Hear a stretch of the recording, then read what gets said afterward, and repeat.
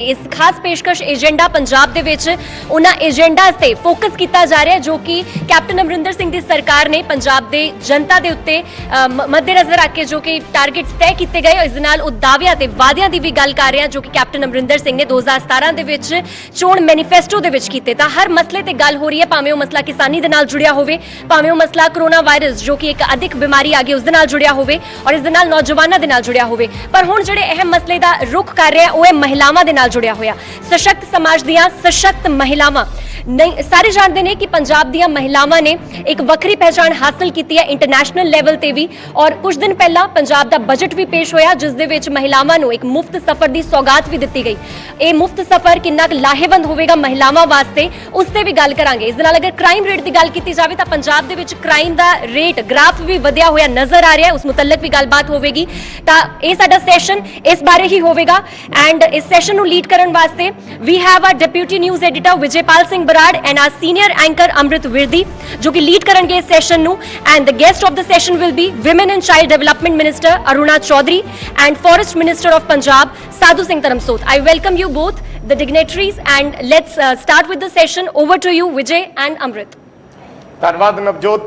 तां अज सरकार नूं 4 साल पूरे हो चुके ने। 4 साल तो बाद हुण अगे गलबात लेखे जोखे दी चल रही है, रिपोर्ट कार्ड दी चल रही है, पब्लिक दे नाल कीते वादियां दी दावियां दी चल रही है। और साडे न्यूज़ 18 पंजाब दे इस खास इनीशिएटिव दे विच एजेंडा पंजाब दे विच असीं सारे जिहड़े पंजाब सरकार दे मानयोग मंत्री ने उन्हां नूं अज बुलाया है क्योंकि जनता दे सामने रूबरू हो के जिहड़ी गलबात हुंदी है उदों उन्हां तक सही जिहड़ा मैसेज है वो जांदा है कि लोगों के जो सवाल ने वो पूछे जाते हैं। साडी एक नैतिक जिम्मेवारी हुंदी है कि लोगों के सवाल पूछिए और साडे नाल मंत्री मौजूद ने वो जवाब देंगे। बहुत बहुत स्वागत है धर्मसोत जी और मैडम अरुणा जी। सो लेडीज़ फर्स्ट, शुरुआत मैं तुहाडे तो ही करूँगा। जिस तरह नवजोत ने इंट्रोडक्शन की for a start arguments interviews च चलते रहते हैं। 4 साल तुहाडी सरकार नूं हो गए। 4 साल दे विच तुसीं अपने महकमे दे विच किहड़ी चीज़ नूं सब तो वड्डी अचीवमेंट मानते हो कि असी 4 साल च आ कीता, इहदा सानूं बहुत माण है अपनी सरकार ते और तुहानूं लगदा है कि पब्लिक उसनूं पॉजिटिव एस्पैक्ट दे विच लैंदी है? देखो विजय जी, जिवें कैप्टन अमरिंदर सिंह जी मुख्यमंत्री उन्होंने जिवें चारों पासे विकास का काम किया है जी कर रहे हैं, लगातार चल रहा है। उत्थे महिला दे शक्तिकरण वास्ते भी उन्होंने बहुत सारे कदम चुके ने। जे तुसी सही माने जे मैं गल करां कि हुण दा जिहड़ा लेटेस्ट बजट जिहड़ा पेश होया है सरकार दा, आखिरी बजट जिन्हों कह सकते हैं इस सरकार दा, उहदे विच ओह महिलावां दे बेस्ड सीगा बजट। जे मैं कहां तो गलत नहीं होएगा क्योंकि महिलावां नूं बहुत सारियां सहूलतां इहदे विच प्रोवाइड कीतियां गईयां ने और एक सोच है कि महिलावां नूं जो कि अद दा साडे भागीदार ने, चाहे सुख दुख जो भी है, साडी धरती हमेशा गुरुआं पीरां दी एक जग जननी का उन्होंने रूप दिता है। महिला नूं साडे बाणी च भी कहा गया है, सो क्यों मंदा आखिए जिते जग जमे राजान। सो इस तरह की सोच लैके असी अगे वधे हाँ।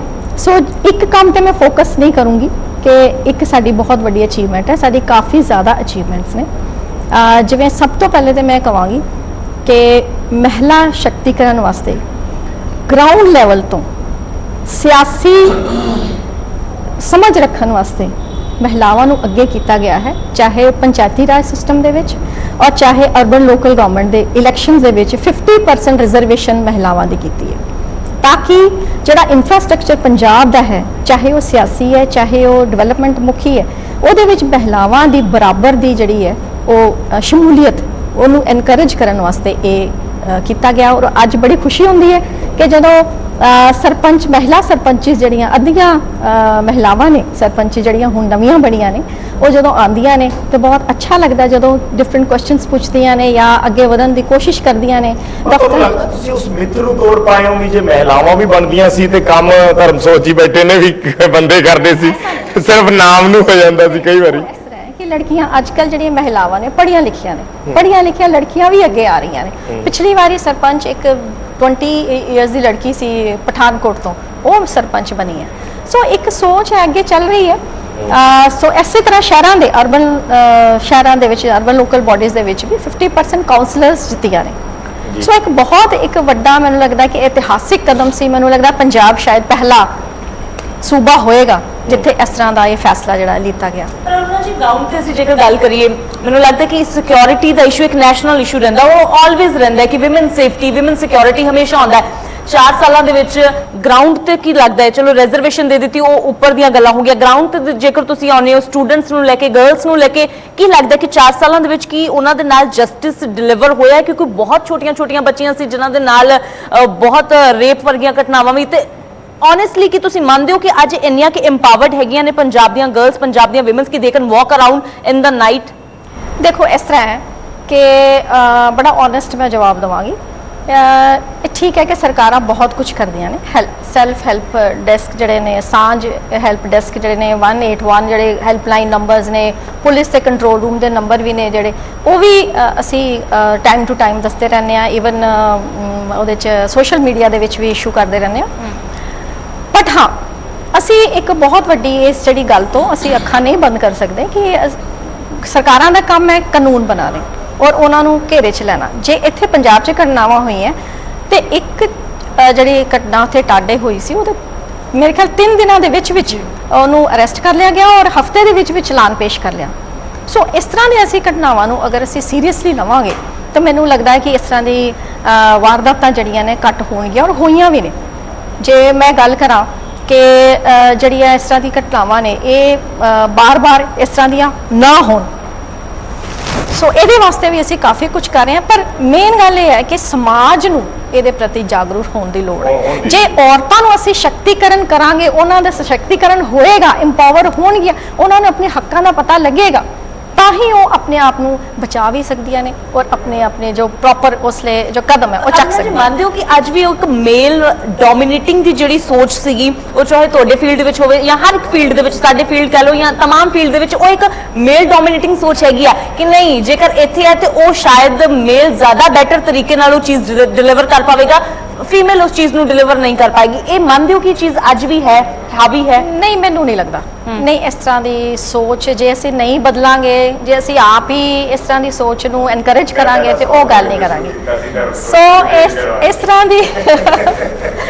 ਇਸ ਤਰ੍ਹਾਂ ਦੀ ਸੋਚ ਅਸੀਂ ਆਪ ਹੀ ਸਾਨੂੰ ਬਦਲਣ ਦੀ ਲੋੜ ਪਏਗੀ, ਕਿਉਂਕਿ ਜਿਹੜੇ ਸ਼ਰਾਰਤੀ ਅੰਸਰ ਨੇ ਜਾਂ ਜਿਹੜੇ ਸਮਾਜਿਕ ਦਾ ਜਿਹੜਾ ਤੁਸੀਂ ਦੱਸ ਰਹੇ ਹੋ ਕਿ ਇੱਕ ਮਾਈਂਡ ਸੈਟ ਹੈ, ਉਹ ਜੇ ਅਸੀਂ ਹੀ ਲੋਕਾਂ ਨੇ, ਉਹ ਵੀ ਤਾਂ ਸਾਡੇ ਸਮਾਜ ਦੇ ਹਿੱਸਾ ਨੇ ਕਿ ਜਿਹੜੀਆਂ ਲੜਕੀਆਂ ਦੇ ਘਰ ਆਉਣ ਦਾ ਟਾਈਮ ਡਿਫਰੈਂਟ ਹੁੰਦਾ ਹੈ, ਮੁੰਡਿਆਂ ਦੇ ਆਉਣ ਦਾ ਟਾਈਮ ਡਿਫਰੈਂਟ ਹੈ, ਤੇ ਉਹਨਾਂ ਨੂੰ ਲੜਕਿਆਂ ਨੂੰ ਸਾਰੀ ਛੂਟ ਹੈ, ਲੜਕੀਆਂ ਨੂੰ ਨਹੀਂ ਹੈ। ਇਹ ਕਿੱਥੋਂ ਸ਼ੁਰੂ ਹੁੰਦੀ ਹੈ? ਆਪਣੇ ਘਰੋਂ ਤੋਂ ਸ਼ੁਰੂ ਹੁੰਦੀ ਹੈ। ਜੇ ਅਸੀਂ ਵੀ ਆਪਣੇ ਘਰਾਂ ਦੇ ਵਿੱਚ ਜਿਹੜੀ ਪ੍ਰਾਇਮਰੀ ਐਜੂਕੇਸ਼ਨ ਹੈ ਉਹ ਹਰ ਇੱਕ ਦੀ ਆਪਣੀ ਫੈਮਿਲੀ 'ਚੋਂ ਸ਼ੁਰੂ ਹੁੰਦੀ ਹੈ। ਇਹ ਨਹੀਂ ਹੈ ਕਿ ਬਾਹਰ ਜਾ ਕੇ ਸਭ ਕੁਝ ਸਿੱਖਦਾ ਹੈ। ਜੇ ਅਸੀਂ ਘਰ 'ਚੋਂ ਹੀ ਇੱਕ ਡਿਸਪਲਿਨਡ ਤਰੀਕੇ ਦੇ ਨਾਲ ਆਪਣੇ ਬੇਟਿਆਂ ਨੂੰ ਵੀ ਕਹੀਏ ਕਿ ਭਾਈ ਤੁਹਾਡੇ ਵਾਸਤੇ ਵੀ ਇਹ ਡੈਡਲਾਈਨ ਹੈ, ਜਾਂ ਉਹਨਾਂ ਨੂੰ ਵੀ ਔਰਤ ਦਾ ਸਤਿਕਾਰ ਕਰਨਾ ਦੱਸੀਏ। ਸਾਡੇ ਘਰਾਂ 'ਚ ਵੀ ਸਿਸਟਰਸ ਵੀ ਨੇ, ਮਦਰਸ ਵੀ ਨੇ, ਮਹਿਲਾਵਾਂ ਹੁੰਦੀਆਂ ਨੇ, ਜੇ ਉਹਨਾਂ ਨੂੰ ਅਸੀਂ ਉਹਨਾਂ ਦੀ ਰਿਸਪੈਕਟ ਕਰਨਾ ਸਿਖਾਈਏ ਤੇ ਮੈਨੂੰ ਲੱਗਦਾ ਹੈ ਕਿ ਸ਼ਾਇਦ ਇਹ ਅੱਗੇ ਜਾ ਕੇ ਠੀਕ ਹੈ। ਤੁਹਾਡੀ ਗੱਲ, ਮਾਹੌਲ ਜਿਸ ਤਰ੍ਹਾਂ ਦਾ ਹੁੰਦਾ ਵੀ ਸਾਰਾ ਕੁਝ ਅੱਜ ਕੱਲ ਧਰਮਸੋਤ ਜੀ ਵਰਗ ਨੇ ਵੱਖ-ਵੱਖ ਔਰ ਹਰ ਚੀਜ਼ ਦੀ ਵੈਲਫੇਅਰ ਦੀ ਆਪਾਂ ਗੱਲ ਕਰਦੇ ਆ, ਵੂਮਨਸ ਦੀ ਆਪਾਂ ਕਰ ਰਹੇ ਹਾਂ। ਤੁਹਾਡੇ ਮਹਿਕਮੇ, ਤੁਹਾਡੇ ਕੋਲ ਵੀ ਇੱਕ ਵੈਲਫੇਅਰ ਦਾ ਮਹਿਕਮਾ ਔਰ ਇੱਕ ਬਹੁਤ ਵੱਡੇ ਵਰਗ ਦੀ ਜ਼ਿੰਮੇਵਾਰੀ ਹੈ ਤੁਹਾਡੇ ਤੇ, ਹਨਾ। ਜੰਗਲਾਤ ਮਹਿਕਮਾ ਆਪਾਂ ਉਸ ਤੇ ਵੀ ਆਵਾਂਗੇ, ਪਰ ਮੈਂ ਵੈਲਫੇਅਰ ਨਾਲ ਹੀ ਮੈਡਮ ਦੀ ਗੱਲ ਨੂੰ ਅੱਗੇ ਕੰਟੀਨਿਊ ਕਰਦਾ ਵੀ ਤੁਸੀਂ ਜਦੋਂ ਦੀ ਜ਼ਿੰਮੇਵਾਰੀ ਸੰਭਾਲੀ ਹੈ, ਵਟ ਯੂ ਐਕਸਪੈਕਟ ਕਿ 4 ਸਾਲ ਦੇ ਵਿੱਚ ਤੁਸੀਂ ਅੱਜ ਕਿੱਥੇ ਖੜਾ ਦੇਖਦੇ ਹੋ ਇਸ ਮਹਿਕਮੇ ਨੂੰ, ਇਹਨਾਂ ਵੈਲਫੇਅਰ ਸਕੀਮਸ ਨੂੰ? ਸਭ ਤੋਂ ਜ਼ਿਆਦਾ ਰੌਲੇ ਇੱਥੇ ਪੈਂਦੇ ਆ, ਸਭ ਤੋਂ ਜ਼ਿਆਦਾ ਕੁਐਸਚਨ ਮਾਰਕ ਇੱਥੇ ਹੁੰਦੇ ਆ ਜਿਹੜਾ ਤੁਹਾਡੇ ਕੋਲੇ ਹੈ। ਗੱਲ ਇਹ ਹੈ, ਸਭ ਤੋਂ ਪਹਿਲਾਂ ਤਾਂ ਦੇਖੋ ਸਰਕਾਰਾਂ ਬਣਨ ਤੋਂ ਪਹਿਲਾਂ ਵਾਅਦੇ ਸਾਰੇ ਕਰ ਲੈਂਦੇ ਆ। ਠੀਕ ਹੈ, ਵਾਅਦੇ ਕਰਨੇ ਬੜੇ ਸੌਖੇ ਆ, ਫਿਰ 4 ਸਾਲ ਬਾਅਦ ਹਿਸਾਬ ਦੇਣਾ ਪੈਂਦਾ। ਹਾਂ, ਪਰ ਲੇਕਿਨ ਖੁਸ਼ਕਿਸਮਤੀ ਸਾਡੀ ਹੈ ਕਿ ਸਾਨੂੰ ਚੀਫ ਮਿਨਿਸਟਰ ਐਸਾ ਮਿਲਿਆ ਹੈ ਜਿਹਨੇ 4 ਸਾਲ ਦੇ ਵਿੱਚ 99% ਮੈਂ ਕਹੂੰਗਾ ਵਾਅਦੇ ਪੂਰੇ ਕਰਤੇ। ਉਹਨਾਂ ਨੇ ਤਾਂ 87 ਕਿਹਾ, ਨਹੀਂ 86 ਉਹ ਫਿਰ ਘੱਟ ਹੀ ਦੱਸਦੇ ਨੇ ਨਾ ਸਿਆਣੇ ਬੰਦੇ ਦਾ। ਉਹ ਤਾਂ ਜ਼ਿਆਦਾ ਕਰਿਆ ਵੀ ਘੱਟ ਦੱਸਦੇ ਨੇ, ਉਹ ਆਪਣੇ ਆਪ ਨੂੰ ਇੰਨਾ ਵਧਾ ਕੇ ਨਹੀਂ ਦੱਸਦੇ। ਪਰ ਮੈਂ ਕਹਿ ਸਕਦਾ 100% ਮੇਰਾ ਸੁਣ ਲਿਓ ਪਹਿਲਾਂ ਹੀ, ਕੈਪਟਨ ਅਮਰਿੰਦਰ ਸਿੰਘ ਉਹਨਾਂ ਨੇ ਬਤੌਰ ਪ੍ਰਧਾਨ 2017 ਦੀ ਇਲੈਕਸ਼ਨ ਤੋਂ ਪਹਿਲਾਂ ਲੋਕਾਂ ਨਾਲ ਵਾਅਦਾ ਕੀਤਾ ਸੀ, ਕਿਉਂਕਿ ਇਹ ਜਿਹੜੇ ਗਰੀਬ SC BC ਬੱਚੇ ਨੇ, ਬੱਚੀਆਂ ਨੇ, ਉਹਨਾਂ ਦੀ ਸ਼ਾਦੀ ਲਈ ਜਦੋਂ ਬੱਚੀ ਜੰਮਦੀ ਆ ਨਾ, ਮਾਂ-ਬਾਪ ਤੇ ਬੋਝ ਪੈ ਜਾਂਦਾ ਹੈ। ਔਰ ਤਰ੍ਹਾਂ ਤਰ੍ਹਾਂ ਦੇ ਗੀਤ ਵੀ ਨੇ। ਇੱਕ ਲੇਡੀਜ਼ ਆਪਣੇ ਘਰ ਵਾਲੇ ਨੂੰ ਕਹਿੰਦੀ ਹੈ, ਧੀ ਜੰਮ ਪਈ ਜਵਾਈ ਵਾਲੇ ਹੋ ਗਏ, ਤਸਰੀ ਨਾ ਬੰਨ ਚੋਬਰਾ, ਵੀ ਟੌਰ ਟੂਰ ਘਰ ਛੱਡ ਦੇ, ਹੁਣ ਧੀ ਜੰਮ ਪਈ। ਉਹਦਾ ਭਾਰ ਬੰਨਿਆ ਜਾਂਦਾ ਸੀ, ਬੜਾ ਔਖਾ ਸੀ, ਗਰੀਬ ਲਈ ਬੜਾ ਔਖਾ ਸੀ। ਔਰ 2002 ਚ ਮੈਂ ਤੁਹਾਨੂੰ ਦੱਸਾਂ, ਜਦੋਂ ਕੈਪਟਨ ਸਾਹਿਬ ਦੀ ਸਰਕਾਰ ਬਣੀ, ਮੈਂ ਵੀ ਉਹਦੇ ਚ ਸੀ ਜੀ, ਉਦੋਂ ਸ਼ਗਨ ਸਕੀਮ, ਆਸ਼ੀਰਵਾਦ ਸਕੀਮ ਜਿਹਨੂੰ ਕਹਿੰਦੇ ਆ, 8000 ਰੁਪਇਆ ਸੀ। 8000 ਸੀ ਤੇ ਕੈਪਟਨ ਸਾਹਿਬ ਦੀ ਸਰਕਾਰ ਆਈ, ਅਸੀਂ ਆਏ 2002 ਚ। ਉਹਨਾਂ ਨੇ ਆਉਂਦੇ ਸਾਰ ਕਿ ਥੋੜਾ ਇਹਨਾਂ ਦਾ ਜਿਹੜਾ ਆਪਾਂ ਦੇ ਰਹੇ ਆ, ਥੋੜਾ ਆ ਗਰੀਬ ਆਦਮੀ ਨੂੰ, ਗਰੀਬ ਦੀ ਧੀ ਨੂੰ ਹੋਰ ਆਸ਼ੀਰਵਾਦ ਦਈਏ। 15000 ਰੁਪਇਆ ਕੀਤਾ ਉਹਨਾਂ ਨੇ। 7500 ਤੋਂ 15000 ਕੀਤਾ। ਹਾਂ, 7500 ਤੋਂ 15, 5000 ਸਿੱਧਾ ਪਾਇਆ। ਹਾਂਜੀ। ਔਰ ਉਸ ਤੋਂ ਬਾਅਦ ਅਫਸੋਸ ਨਾਲ ਕਹਿਣਾ ਪੈਂਦਾ ਹੈ, 10 ਸਾਲ ਬੀਜੇਪੀ ਤੇ ਅਕਾਲੀ ਦਲ ਦੀ ਸਰਕਾਰ ਰਹੀ ਹੈ। 1 ਰੁਪਈਆ ਨਹੀਂ ਵਧਾਇਆ, 1 ਰੁਪਈਆ ਵੀ ਗਰੀਬ ਦੀ ਧੀ ਤੇ ਤਲੀ ਤੇ ਤਰਿਆ ਨਹੀਂ ਹੈ।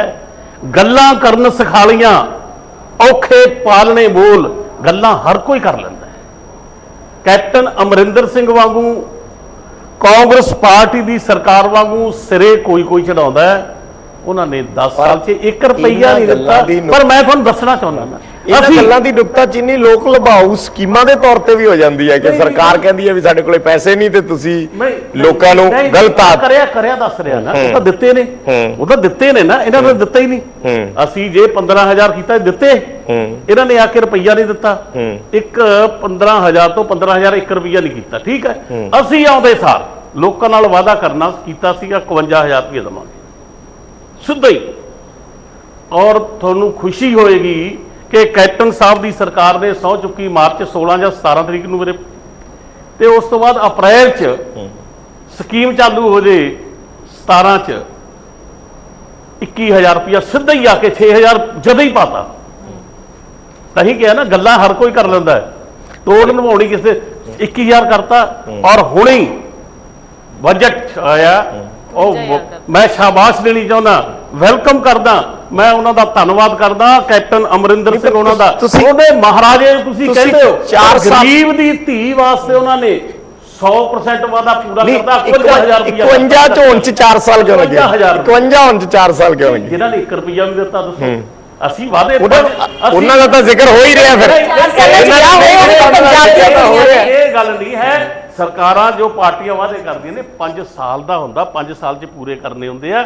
ਅਸੀਂ ਤਾਂ 21000 ਉਦੋਂ ਹੀ ਕਰਤਾ ਔਰ 51000 ਹੁਣ ਕਰਤਾ। ਔਰ ਇਸ ਨੂੰ ਹੁਣ ਕੋਈ ਰੋਕ ਨਹੀਂ ਸਕੇਗਾ। ਆਉਣ ਵਾਲੀ ਕੋਈ ਸਰਕਾਰ ਆਵੇ, ਇਹਨੂੰ ਵਧਾ ਤਾਂ ਭਾਵੇਂ ਦੇਵੇ। ਮਹਾਰਾਜਾ ਕੈਪਟਨ ਅਮਰਿੰਦਰ ਸਿੰਘ ਦਾ ਜਿਹੜਾ ਨੀਲ ਪੱਥਰ ਰੱਖਿਆ ਕਾਂਗਰਸ ਸਰਕਾਰ ਦਾ, ਇਹ ਛੋਟੀ ਗੱਲ ਨਹੀਂ ਹੈ। ਜਦੋਂ ਇਹੋ ਜਿਹੀਆਂ ਬਣ ਜਾਂਦੀਆਂ ਵੈਲਫੇਅਰ ਸਕੀਮ, ਉਹਨਾਂ ਨੂੰ ਰੋਕਣਾ ਤਾਂ ਅਫੋਰਡ ਵੀ ਨਹੀਂ ਕਰਦੀਆਂ ਹੁੰਦੀਆਂ ਪੋਲੀਟੀਕਲ ਪਾਰਟੀਆਂ। ਜੇ ਪੋਲੀਟੀਕਲ ਐਂਗਲ ਨਾਲ ਵੀ ਦੇਖ ਲਓ, ਅਫੋਰਡ ਨਹੀਂ ਕਰਦੇ ਹੁੰਦੇ। ਮੇਰੇ ਕਹਿਣ ਦਾ ਭਾਵ ਇਹ ਹੈ ਕਿ ਕਹਿਣੀ ਤੇ ਕਰਨੀ ਦਾ ਪੂਰਾ ਬੰਦਾ ਹੋਣਾ ਚਾਹੀਦਾ। ਥੋੜਾ ਜਿਹਾ ਪੋਲੀਟੀਕਲ ਬੰਦਿਆਂ ਤੇ ਇਤਬਾਰ ਹੋਣ ਲੱਗ ਜੇ। ਯਾਰ ਬਾਦਲਾਂ ਵਾਂਗੂ ਇਹ ਨਾ ਹੋਵੇ, ਪਿਛਲੇ ਬੀਜੇਪੀ ਤੇ ਅਕਾਲੀ ਦੀ ਸਰਕਾਰ ਵਾਂਗੂ 10 ਸਾਲ 'ਚ ਕੀਤਾ ਹੀ ਕੱਖ ਨਹੀਂ, 1 ਰੁਪਈਆ ਵੀ ਨਹੀਂ ਦਿੱਤਾ। ਛੋਟੀ ਗੱਲ ਨਹੀਂ ਹੈ। ਫਿਰ ਇਹੀ ਗੱਲਾਂ ਉਹ ਕਹਿੰਦੇ ਨੇ ਅੱਜ ਕੱਲ ਸੁਖਬੀਰ ਬਾਦਲ ਜਦੋਂ ਜਾਂਦੇ ਨੇ ਰੈਲੀਆਂ ਤੇ, ਉਹ ਆਖਦੇ ਵੀ ਸਾਰਾ ਕੁਝ ਅਸੀਂ ਕਰਕੇ ਗਏ ਸੀ, ਆਨਲਾਈਨ ਕਰ ਲਓ। ਫਿਰ ਜਵਾਬ ਦੇ ਪਾਇਆ ਉਹਨਾਂ ਨੇ 1 ਰੁਪਈਆ। ਅਸੀਂ ਤਾਂ 21000 ਕਰਤਾ, ਹੁਣ ਨਾਲ ਦੀ ਨਾਲ 51000 ਕਰਤਾ। ਉਹਨਾਂ ਨੇ ਕੀ ਕੀਤਾ? ਕੁਛ ਵੀ ਨਹੀਂ। ਅਸੀਂ ਗਰੀਬ ਦੇ ਬੱਚਿਆਂ ਨੂੰ ਮੋਬਾਈਲ ਫੋਨ 1.5 ਲੱਖ ਤੋਂ ਵੱਧ ਦਿੱਤਾ, ਜੇ ਹੋਰ ਦੇਣੇ, ਸਾਰਿਆਂ ਨੂੰ ਦੇਣੇ। ਔਰ ਅੱਜ ਲੋੜ ਪਈ ਹੈ ਉਸ ਦੀ, ਜਿਹੜੇ ਗਰੀਬ ਕੋਲ ਹੈ ਨਹੀਂ ਸੀ, ਉਹ ਆਨਲਾਈਨ ਪੜ੍ਹਾਈ ਨਹੀਂ ਸੀ ਕਰ ਸਕਦਾ। ਮਹਾਰਾਜਾ ਕੈਪਟਨ ਅਮਰਿੰਦਰ ਸਿੰਘ ਦੀ ਸੋਚ ਆ, ਉਹਨਾਂ ਨੂੰ ਕੱਲੇ ਨੂੰ ਫੋਨ ਦਿੱਤੇ ਨੇ, ਅੱਜ ਉਹ ਆਨਲਾਈਨ ਪੜ੍ਹਾਈ ਕਰ ਰਹੇ ਨੇ। ਇਹ ਛੋਟੀ ਗੱਲ ਨਹੀਂ। ਟੀਚਰਾਂ ਕਰਦੇ ਸੀ, ਬਾਦਲ ਹੋਣੀ, ਸੁਖਵੀਰ ਹੋਣੀ, ਚਲੋ ਮੈਂ ਤੁਹਾਡੇ ਇਹ ਟੀਚਰਾਂ ਕਰਦੇ ਹੁੰਦੇ ਸੀ ਕਿ ਦੱਸੋ ਕਿੱਥੋਂ ਦੇਣਗੇ। ਚਲੋ ਕਿ ਵਿਜੇ ਇਹਨਾਂ ਦਾ ਇਹੀ ਕਹਿਣ ਦਾ ਮਤਲਬ ਹੈ ਕਿ 5 ਸਾਲ ਦਾ ਟਾਈਮ ਹੁੰਦਾ ਹੈ, ਭਾਵੇਂ ਅਸੀਂ 6 ਮਹੀਨਿਆਂ 'ਚ ਕਰ ਜੀਏ, ਜਾਂਦੇ ਅਸੀਂ 5 ਸਾਲ ਦੇ ਵਿੱਚ ਕਰ ਦਿੱਤਾ ਪੂਰਾ। ਅਸੀਂ ਕਹਿੰਦੇ ਆ, ਅਗਰ ਜੇ ਅਸੀਂ, ਕੈਪਟਨ ਸਾਹਿਬ ਵੀ ਕਹਿੰਦੇ ਆ, ਜੇ ਅਸੀਂ 5 ਸਾਲ ਦੀਆਂ ਸਾਰੀਆਂ ਹੀ ਜੋ ਮੰਗਾਂ ਜੋ ਲੋਕਾਂ ਨੂੰ ਕਹਿ ਕੇ ਆ ਪੂਰਾ ਨਹੀਂ ਕਰਾਂਗੇ ਤੇ ਲੋਕ ਸਾਨੂੰ ਆਪ ਪੁੱਛਣਗੇ। ਅਸੀਂ ਚੋਣ ਦੇ ਮੈਦਾਨ ਦੇ ਵਿੱਚ ਚਲੋ ਮੈਂ- ਡੰਕੇ ਦੀ ਚੋਣ ਮੈਂ ਤੇ ਇਹਦੇ ਫੇਰ ਨਾਲ- ਜਾਵਾਂਗੇ ਜਦੋਂ ਸਾਰੀਆਂ ਦੀਆਂ ਸਾਰੀਆਂ ਜਿਹੜੀਆਂ ਅਸੀਂ ਗੱਲਾਂ ਮੈਂ ਇਹਦੇ ਨਾਲ ਇੱਕ ਦੂਜੇ ਮੁੱਦੇ ਤੇ ਆ ਜਾਣਾ ਤੁਹਾਡੇ ਮਹਿਕਮੇ ਦੇ। ਚਲੋ ਜਦੋਂ ਉਪਲਬਧੀਆਂ ਗਣਨੀਆਂ ਹੁੰਦੀਆਂ ਫਿਰ ਉਹਦੇ ਚ ਥੋੜਾ ਬਹੁਤ ਖੱਟਾ ਮਿੱਠਾ ਵੀ ਚੱਲਦਾ। ਪੋਸਟ ਮੈਟ੍ਰਿਕ ਸਕਾਲਰਸ਼ਿਪ ਸਭ ਤੋਂ ਵੱਧ ਤੁਹਾਡੇ ਮਹਿਕਮੇ ਦੇ ਵਿੱਚ ਚਰਚਾ ਦੇ ਵਿੱਚ ਰਿਹਾ, ਜਿਹੜਾ ਰੌਲਾ ਪਿਆ ਸੀਗਾ। ਪੋਸਟ ਮੈਟ੍ਰਿਕ ਸਕਾਲਰਸ਼ਿਪ ਨੂੰ ਲੈ ਕੇ ਹੁਣ ਇਸ ਵੇਲੇ ਕੀ ਸਥਿਤੀ ਹੈ? ਕਿਉਂਕਿ ਕੇਂਦਰ ਇਹ ਕਹਿੰਦਾ ਹੈ ਕਿ ਅਸੀਂ ਤੁਹਾਡੇ ਵੱਲ ਪੈਸੇ ਕੱਢੇ ਆ ਜਿਹੜੇ ਬਕਾਏ ਹੈ। ਮਨਪ੍ਰੀਤ ਬਾਦਲ ਹੋਰਾਂ ਦੀ ਸਟੇਟਮੈਂਟ ਸੀ ਕਿ ਬਜਟ 'ਚ ਉਹਨਾਂ ਨੇ ਇਸ ਵਾਰੀ ਪੋਸਟ ਮੈਟ੍ਰਿਕ ਸਕਾਲਰਸ਼ਿਪ ਨੂੰ ਲੈ ਕੇ ਪੈਸੇ ਨਹੀਂ ਰੱਖੇ। ਜੀ ਸੋ ਉਹਨੂੰ ਲੈ ਕੇ ਹੁਣ ਤੁਹਾਡਾ ਮਹਿਕਮਾ ਅੱਗੇ ਕਿਵੇਂ ਅੱਗੇ ਵਧ ਰਿਹਾ ਹੈ? ਕਿਉਂਕਿ ਕਾਲਜਾਂ ਵੱਲ ਬਕਾਏ ਜਿਹੜੇ ਸੀਗੇ ਉਹਨਾਂ ਨੇ ਕੱਢੇ ਸੈਂਟਰ ਗਵਰਨਮੈਂਟ। ਨਹੀਂ, ਕਾਲਜਾਂ ਵੱਲ ਬਕਾਇਦ ਦਾ ਆਡਿਟ ਹੋਇਆ ਹੈ। ਇਹ ਨਾ ਮੈਂ ਕੀਤਾ, ਨਾ ਤੁਸੀਂ ਕੀਤਾ, ਨਾ ਕਿਸੇ ਨੇ ਹੋਰ ਨਹੀਂ ਕੀਤਾ, ਐਫਡੀ ਨੇ ਆਡਿਟ ਹੋਇਆ। ਆਡਿਟ 'ਚ ਕੋਈ ਨਾ ਮੇਰਾ ਦਖਲ ਨਾ ਕਿਸੇ ਹੋਰ ਦਾ ਦਖਲ ਹੈ। ਆਡਿਟ ਹੋਇਆ, ਜਿਹੜੇ ਪੈਸੇ ਸੈਂਟਰ ਨੇ ਦਿੱਤੇ 309 ਕਰੋੜ ਰੁਪਈਆ ਉਹ ਕੱਲੇ ਦੇ ਖਾਤਿਆਂ 'ਚ ਪੈ ਰਿਹਾ ਹੈ। ਆਡਿਟ ਹੋ ਕੇ ਦੁਬਾਰਾ ਆਡਿਟ ਹੋ ਰਹੇ ਨੇ। ਫਾਈਨਾਂਸ ਡਿਪਾਰਟਮੈਂਟ ਨੇ ਕਰਨੇ ਹੁੰਦੇ ਆ, ਲਾਈਨ ਡਿਪਾਰਟਮੈਂਟ ਨੇ ਕਰਨੇ ਹੁੰਦੇ ਆ। ਉਹ ਕੱਲੇ ਦੇ ਖਾਤੇ 'ਚ ਤਕਰੀਬਨ ਜਾ ਚੁੱਕੇ ਨੇ। ਥੋੜੇ ਮੋਟੇ ਪੈਸੇ ਰਹਿੰਦੇ ਉਹ ਪੈ ਜਾਣੇ ਆ। ਦੂਸਰੀ ਗੱਲ ਜਿਹੜੀ ਉਹਦੇ 'ਚ ਕਾਰਵਾਈ ਹੋਈ ਕੋਈ ਜਿਹੜਾ ਰੌਲਾ ਸੀਗਾ? ਨਹੀਂ, ਰੌਲਾ ਹੈ ਹੀ ਨਹੀਂ। ਉਹ ਤਾਂ ਫੈਸਲਾ ਕੈਬਨਿਟ ਦਾ ਫੈਸਲਾ ਹੋਇਆ। ਕੈਬਨਿਟ ਦਾ ਫੈਸਲਾ ਹੋਇਆ ਵੀ ਜਿੰਨਾ ਕਿਸੇ ਨੇ ਪੜਾਇਆ। ਰੌਲਾ ਕੀ ਸੀ? ਇਹ ਸੀ ਕਿ ਇੱਕ ਬੱਚਾ ਪੜਦਾ ਹੈ, ਉਹ ਸਾਲ ਬਾਅਦ ਹਟ ਗਿਆ ਤੇ ਲੈਂਡ ਨੇ ਆਡਿਟ ਨੇ ਪਹਿਲਾਂ ਕਹਿਤਾ ਡਿਪਾਰਟਮੈਂਟ ਨੇ ਕਿ ਜਿਹਨੇ ਸਾਲ ਪੜਾਇਆ ਉਹਨੂੰ ਪੈਸੇ ਨਹੀਂ ਦੇਣੇ ਚਾਹੀਦੇ। ਔਰ ਉਹਨਾਂ ਨੇ ਪੈਸੇ ਪਾਏ ਹੋਏ ਸੀਗੇ। ਉਹ ਆਪਣਾ ਰਾਈਟ ਸਮਝਦੇ ਸੀ ਕਿ ਅਸੀਂ ਸਾਲ ਪੜਾਇਆ, ਟੀਚਰ ਦਿੱਤੇ, ਸਕੂਲ ਕਾਲਜ ਦਿੱਤੇ, ਅਸੀਂ ਆਪਣੀ ਮਸ਼ੀਨਰੀ ਦਿੱਤੀ, ਵੀ ਅਸੀਂ ਇੱਕ ਸਾਲ ਪੜਾ ਕੇ ਇਹਦਾ ਐਗਜ਼ਾਮ ਕਰਾਤਾ, ਸਾਨੂੰ ਸਾਲ ਦੇ ਪੈਸੇ ਮਿਲਣੇ ਚਾਹੀਦੇ। ਉਹ ਉੱਥੇ ਫਰਕ ਹੋਇਆ, ਰੌਲਾ ਪਿਆ। ਫਿਰ ਕੈਬਨਿਟ ਨੇ ਫੈਸਲਾ ਕੀਤਾ ਕਿ ਜਿਸ ਨੇ, ਮੇਰਾ ਨਹੀਂ ਫੈਸਲਾ, ਸੀਐਮ ਸਾਹਿਬ ਦੀ ਪ੍ਰਧਾਨਗੀ ਥੱਲੇ ਫੈਸਲਾ ਹੋਇਆ ਕਿ ਜਿਸ ਕਾਲਜ ਜਾਂ ਯੂਨੀਵਰਸਿਟੀ ਨੇ ਇੱਕ ਸਾਲ ਪੜਾ ਕੇ ਉਹਦਾ ਐਗਜ਼ਾਮ ਕਰਾਇਆ ਹੈ ਤੇ ਉਹਨੂੰ 1 ਸਾਲ ਦੇ ਪੈਸੇ ਦੇ ਦਿਓ। ਜਿਹਨੇ ਐਗਜ਼ਾਮ ਨਹੀਂ ਕਰਾਇਆ ਉਹਦੇ ਪੈਸੇ ਰੋਕ ਲਓ।